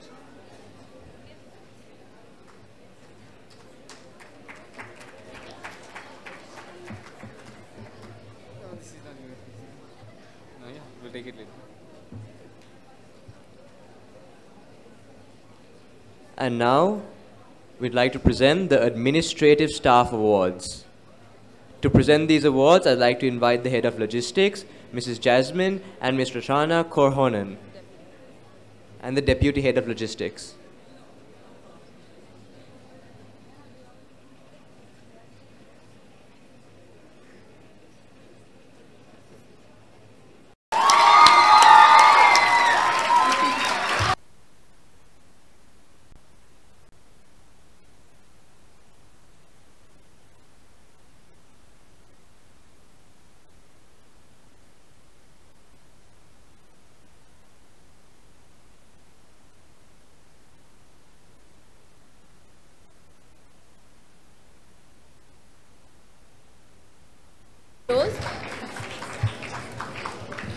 Moving on to the honorary mention, the Kaya commendation.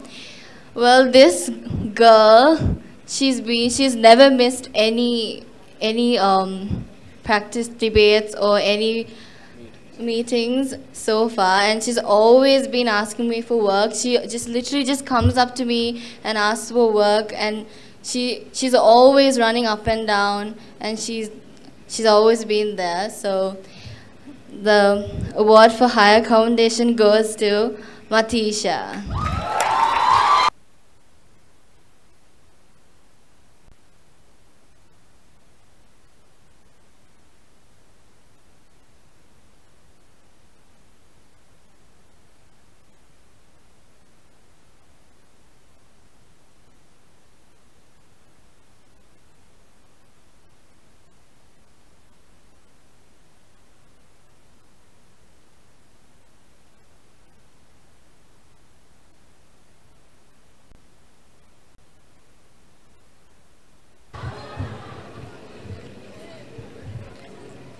For the next award of higher commendation, we all know the event is not successful without the photography. We are all going to go back home tonight and log on to our Facebook accounts and look for those photos which we are most highlighting on. The next award of higher commendation goes to our very own photographer, Amruta.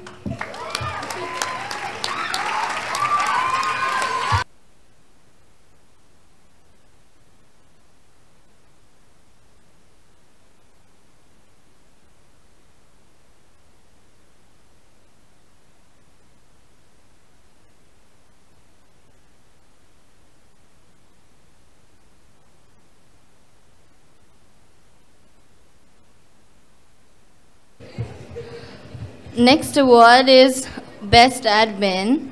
This is the second year that an admin has won Best Admin from the UNHRC. The reason he's here is because he's always been contributing like his fullest to the work in the UNHRC, and he's literally just running around the whole school, and like he's always helping out with everything. So the best admin goes to Avanka.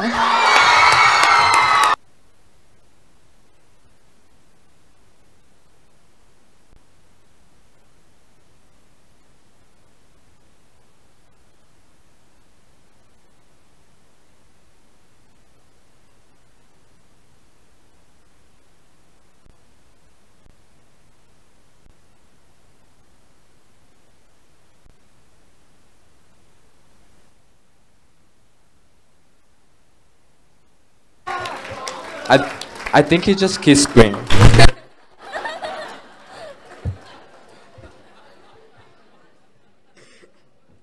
All right. From the first meeting we had with the admins, from the first conference debate, from the first practice debate, we all knew it in our hearts that this was going to be one nomination for the Best Admin Award. This young man, he has highlighted us.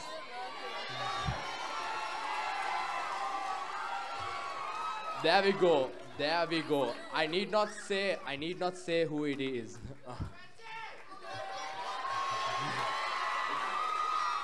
Ladies and gentlemen, the award for Best Admin goes to Admin Benji.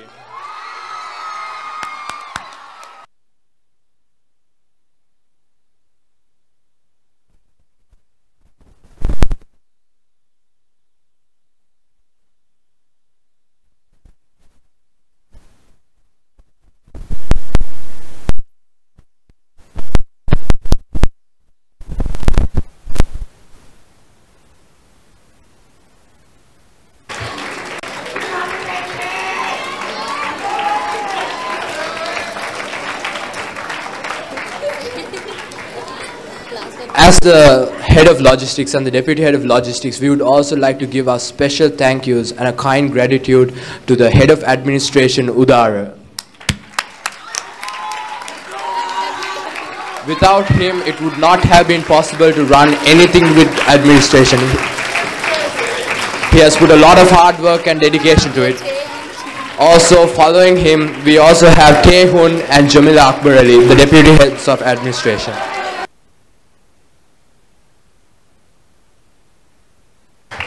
It's been a pleasure to work with the whole administrative staff, and thank you to all of them. Thank you.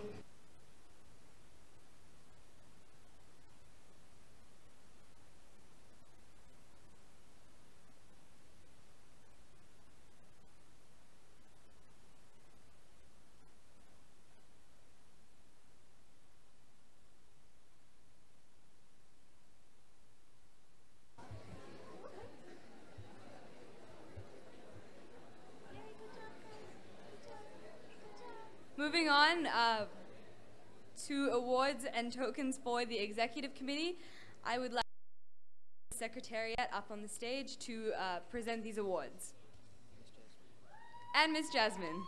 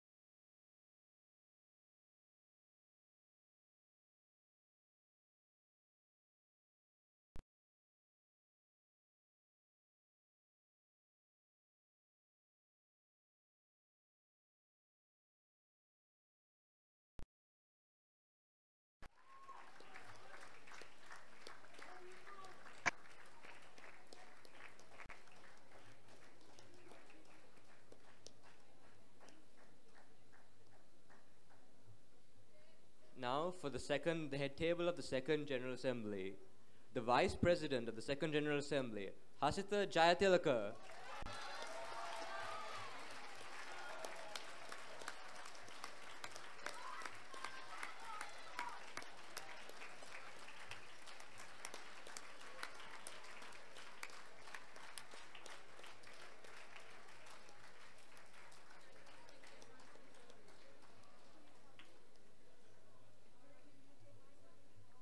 Chair of the Second General Assembly, Nidula Atulat Mudale.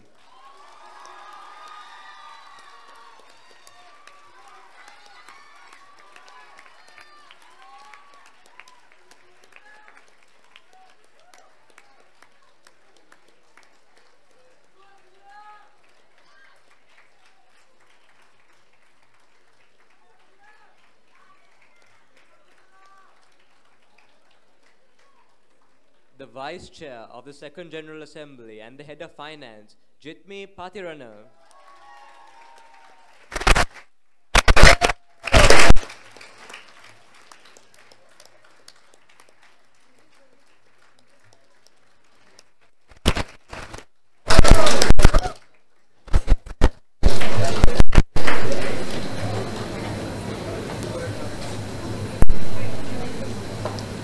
Now for the Fourth General Assembly. Vice President of the Fourth General Assembly, Emily Hayward.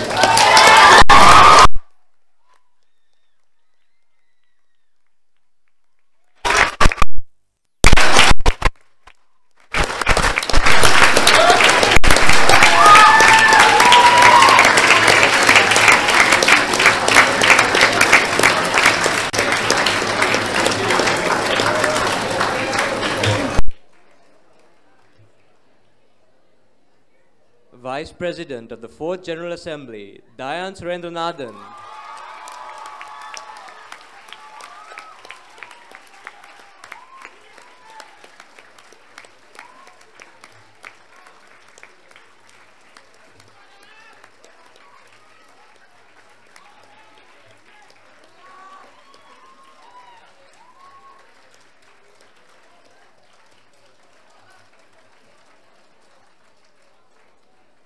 Chair of the Fourth General Assembly, Alo Benny Lenk.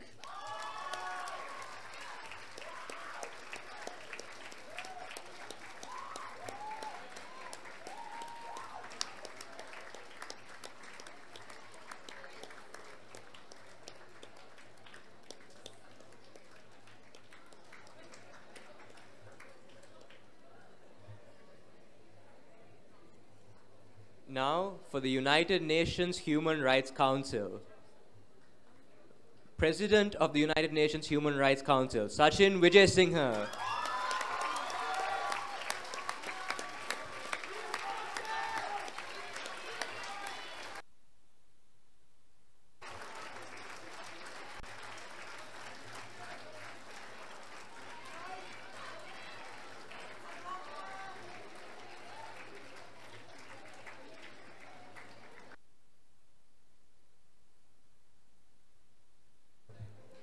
Vice President Ravini Gunasekara.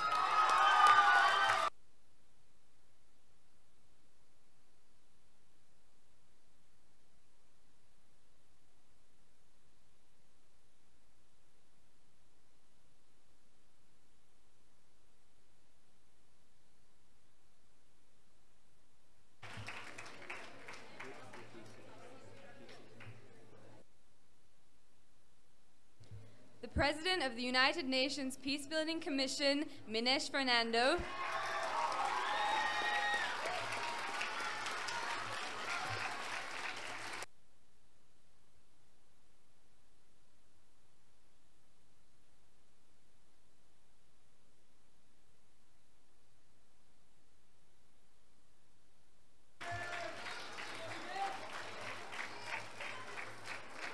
Vice President Erica Underland.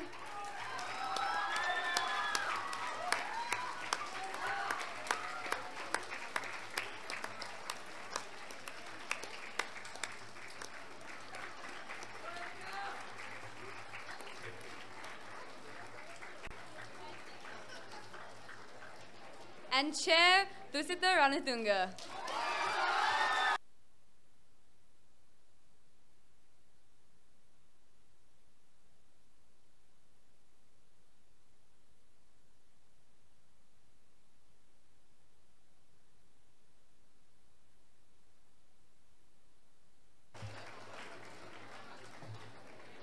The President of the International Court of Justice, Imad Bahadeen.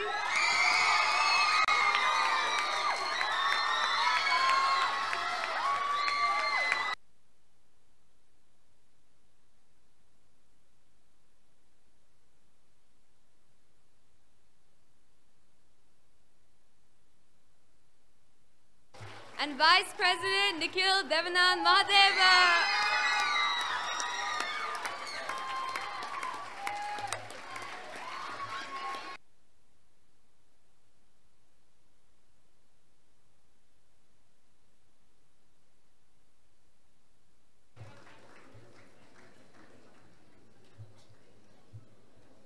Now, the head table of the Security Council. President Tilina Panduvawala.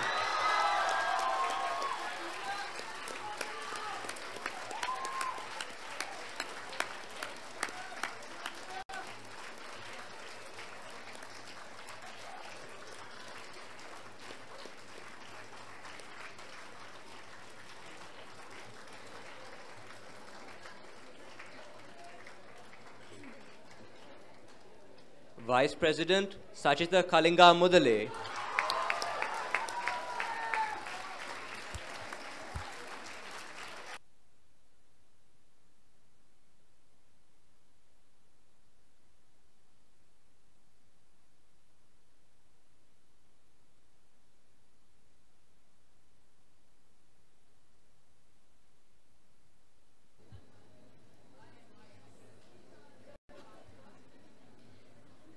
The Head of Logistics, Melantha Jans.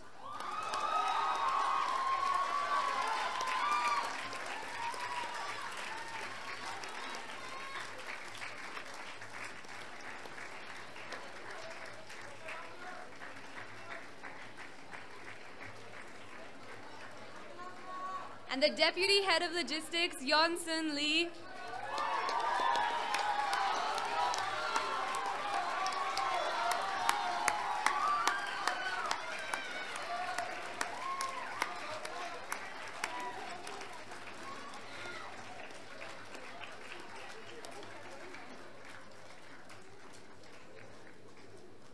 The Deputy Head of Administration, Jamila Akbar Ali.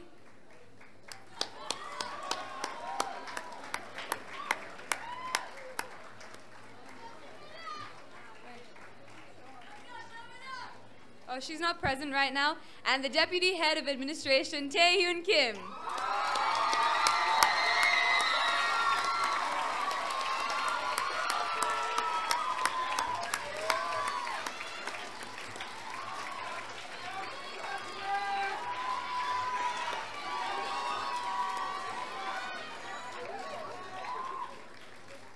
A huge thank you to our whole executive committee. It has been a pleasure working with all of you.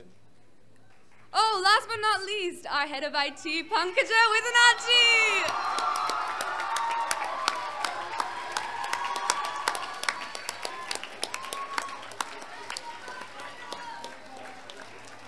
Now, ladies and gentlemen, his work is most behind the scenes, but he really is the backbone of our entire executive committee.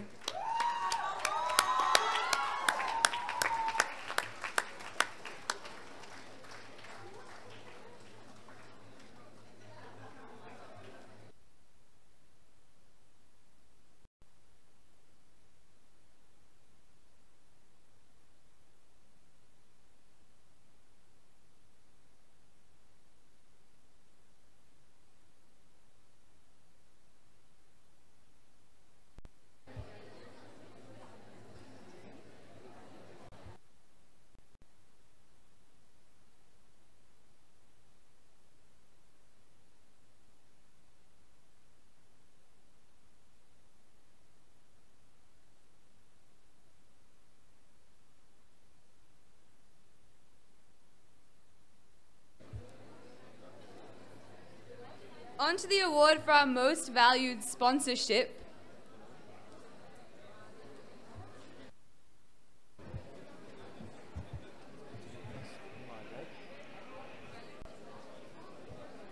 Our most valued sponsorship award goes to Chief Justice Imad.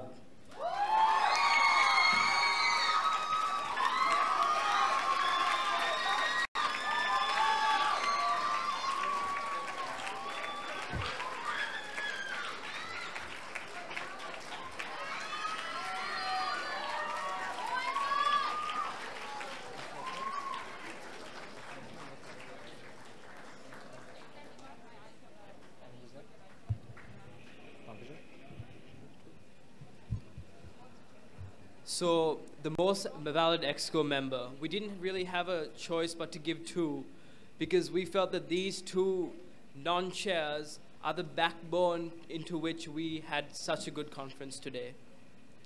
So without further ado, the first most valued EXCO member goes to Melantha Jans.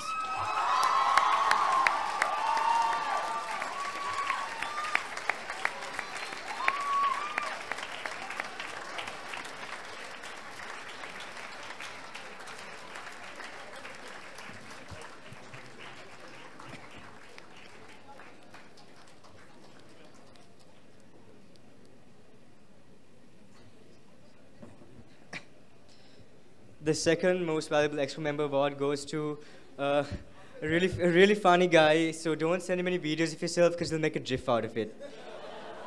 Pankaja Vitanachi.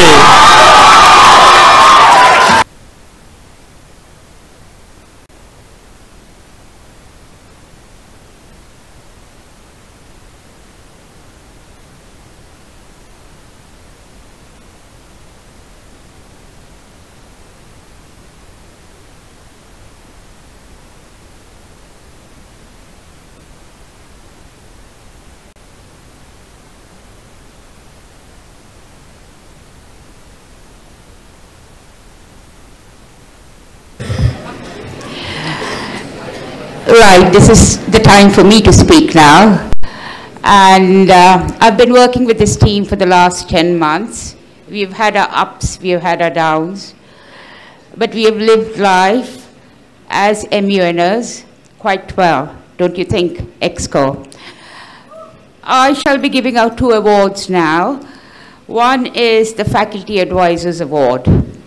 I've had a lot of feedback from the faculty advisors present here, but having lived with these guys, practically in school that is, not at home, for the last 10 months, I feel the most deserving EXCO member here would be Udara.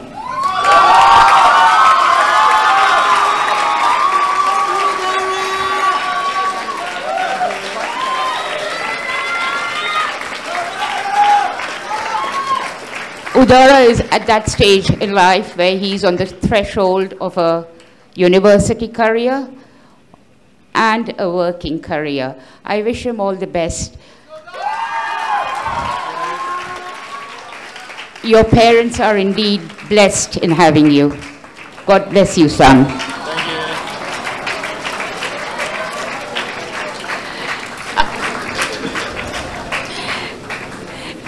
We've had an alumni from last year. Naveed was on our EXCO team for COMUN 2014. He decided to help us out in bits and pieces, maybe 30 minutes here, an hour there, till he became full-time.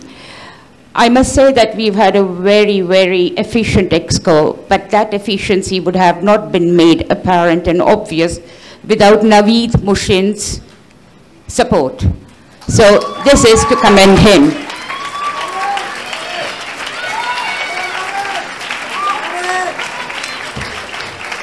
Thank you, Naveed.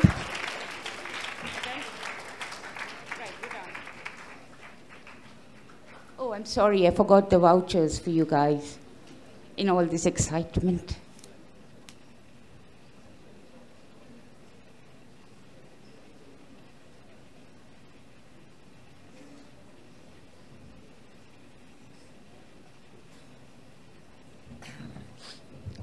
All right, so now it's time for our best committee and runner-up best committee awards. Yeah, we have a runner-up best committee award this year.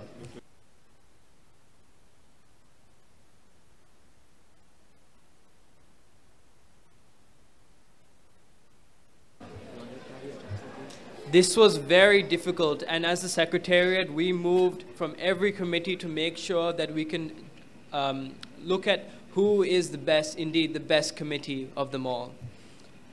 So without further ado, the runner-up best committee goes to DISEC.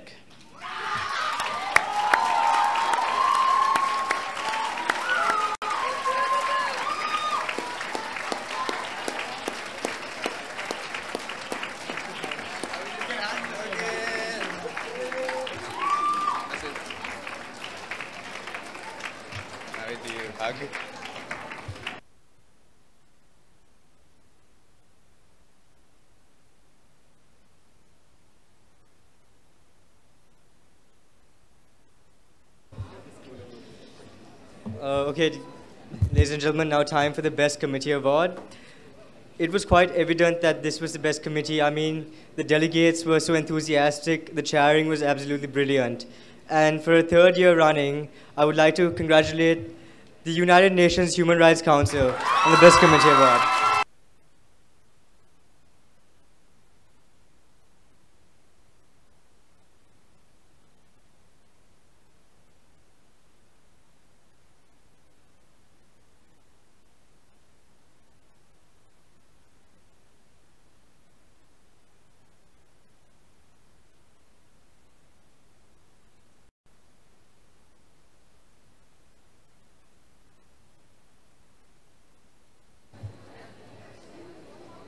All right, so before we reveal the winners, may I just remind everyone that only the FAC advisor and student coordinator are to come up to the stage to accept the prize.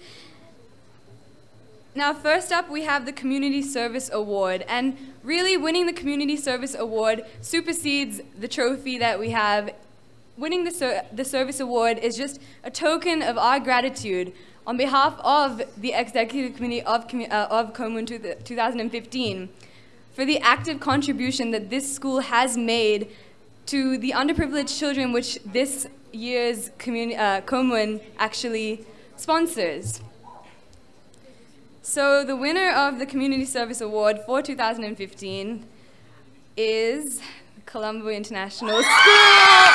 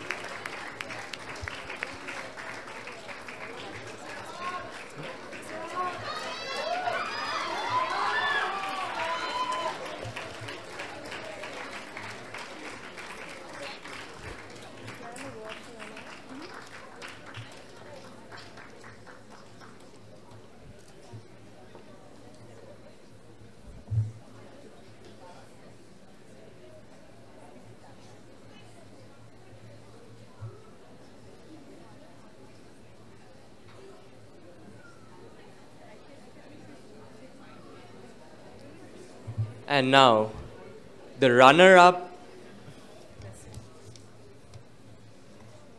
Now, to award these last two awards, I'd like to invite our chief guest, the Secretariat, and Miss Jasmine up on stage. Apologies. So now, the runner-up school award for COMUN 2015 goes to Gateway College.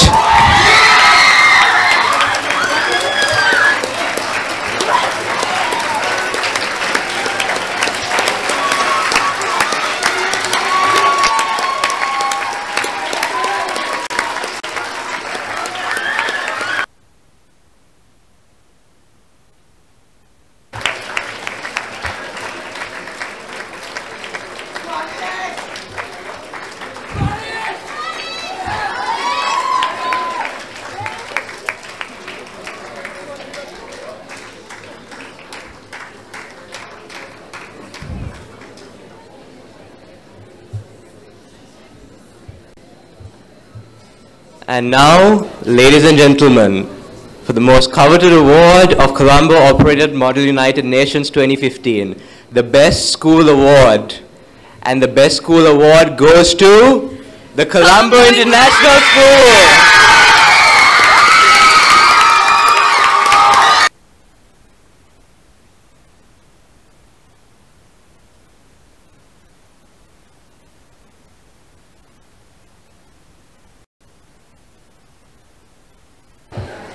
And now, ladies and gentlemen, we'd like to show you on screen the behind-the-scenes video for COMUN 2015.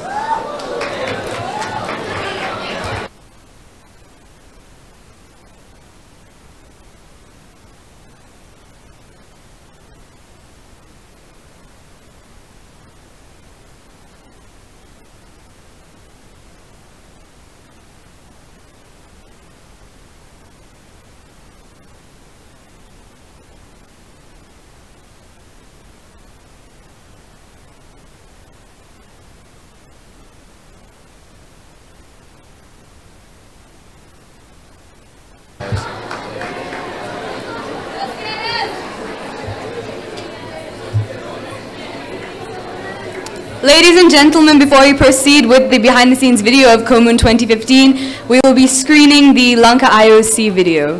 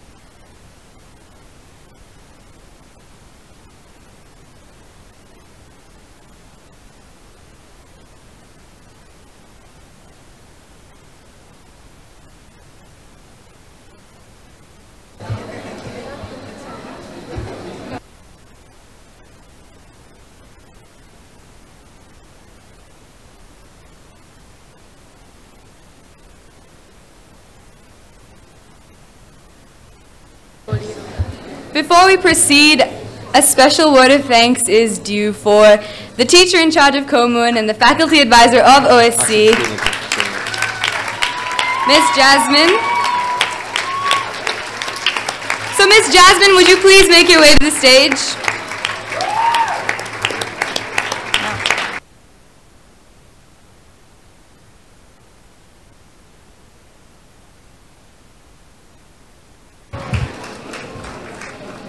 Oh.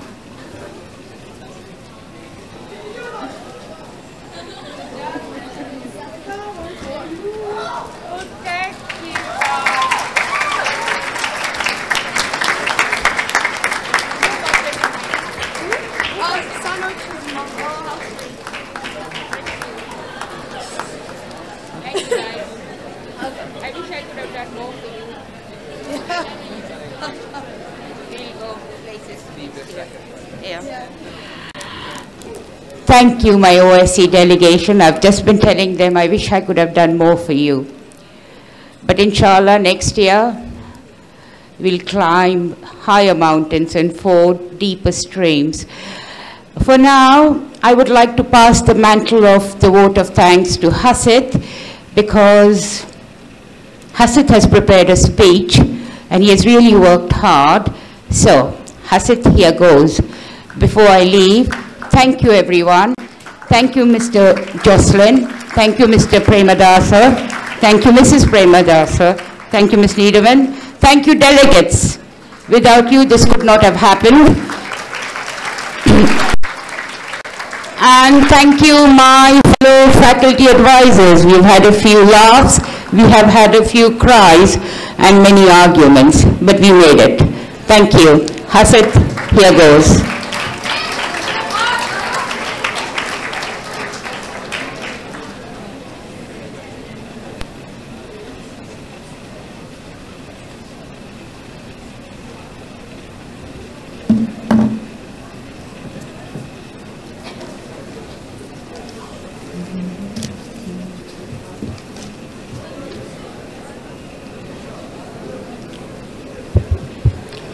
If you can meet with triumph and disaster.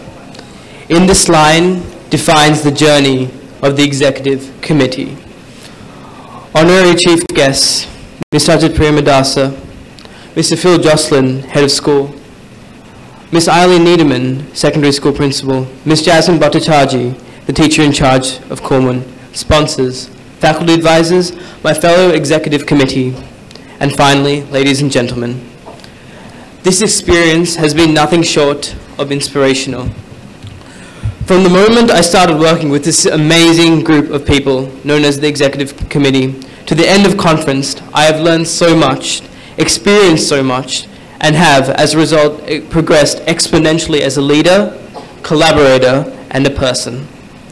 There have been many experiences and memories during this conference and pre-conference debates that I cherish, and I will never forget. Whether it be the ability for the chairs of UNHRC, Sachin and Ravani, to get absolutely everyone to speak with their charm and personality, or the inspiring and persevering GA1 chairs, comprising of Anushka, Premukh and Shinali, for which their style of chairing and connection between the delegates allow delegates to speak up and bring out the best in themselves. More informally, whether it be Tay's breakdancing, Sachin and Dimitri's obsession with tight shirts, Pramukh's first name, Manul, Dimitri's hair straightener, and many more. Being with these extremely talented group of individuals has always put a smile on my face. This is my last MUN as a high school student, and when I look back and remember when I saw Dimitri, the Secretary General of COMUN in 2012, at the closing ceremony, and thought about if one day I could be that, I hope that I have indeed made a difference on not just COMUN in 2015, but a long-lasting impact on COMUNs to come.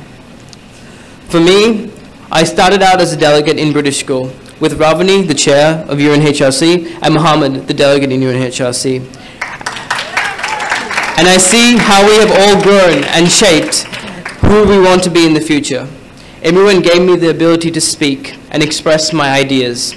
And now I am applying to law school as a direct result of my ability to speak through MUN.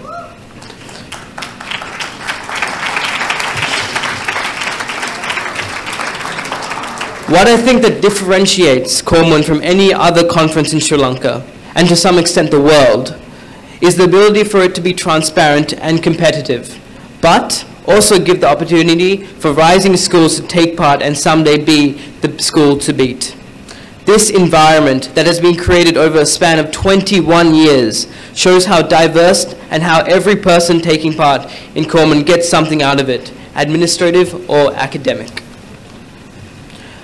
And now to the thank yous.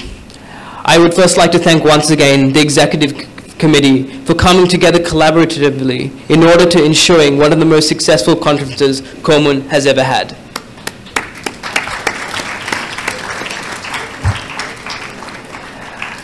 The Secretariat. Honestly, they're more like brothers to me than colleagues.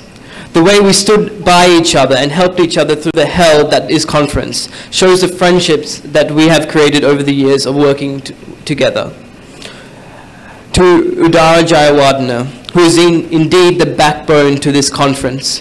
From the long phone calls to the meetings, you truly deserve more than your title prevails to receive. To David Mushin, who has defended and supported all of us in the exuberant amount of problems faced over the last 3 days. And finally, Dimitri Vijay Singha, who is both a teammate and a collaborator in helping and developing the next generation of chairs and delegates of MUN. Lastly, I would like to thank Ms. Jasmine for helping me become the person I am today. Yes, we argue and don't agree at times like today, but the ultimate conclusions of these discussions have made me become a better person. And now for the vote of thanks. Thank you to all sponsors for making this conference what it is today, and giving the opportunity for the youth of today to express their opinions of global issues. Thank you to the Overseas School of Colombo and Principal Mr. Philip Jocelyn in providing the facilities, resources, and most importantly, moral support to execute such a successful conference. Finally, thank you to delegates, judges, and administrative staff for making my last conference the most memorable and passionate one. And I hope that whatever you get out of this conference, it was both a learning experience and one small step in reaching your full potential. Thank you.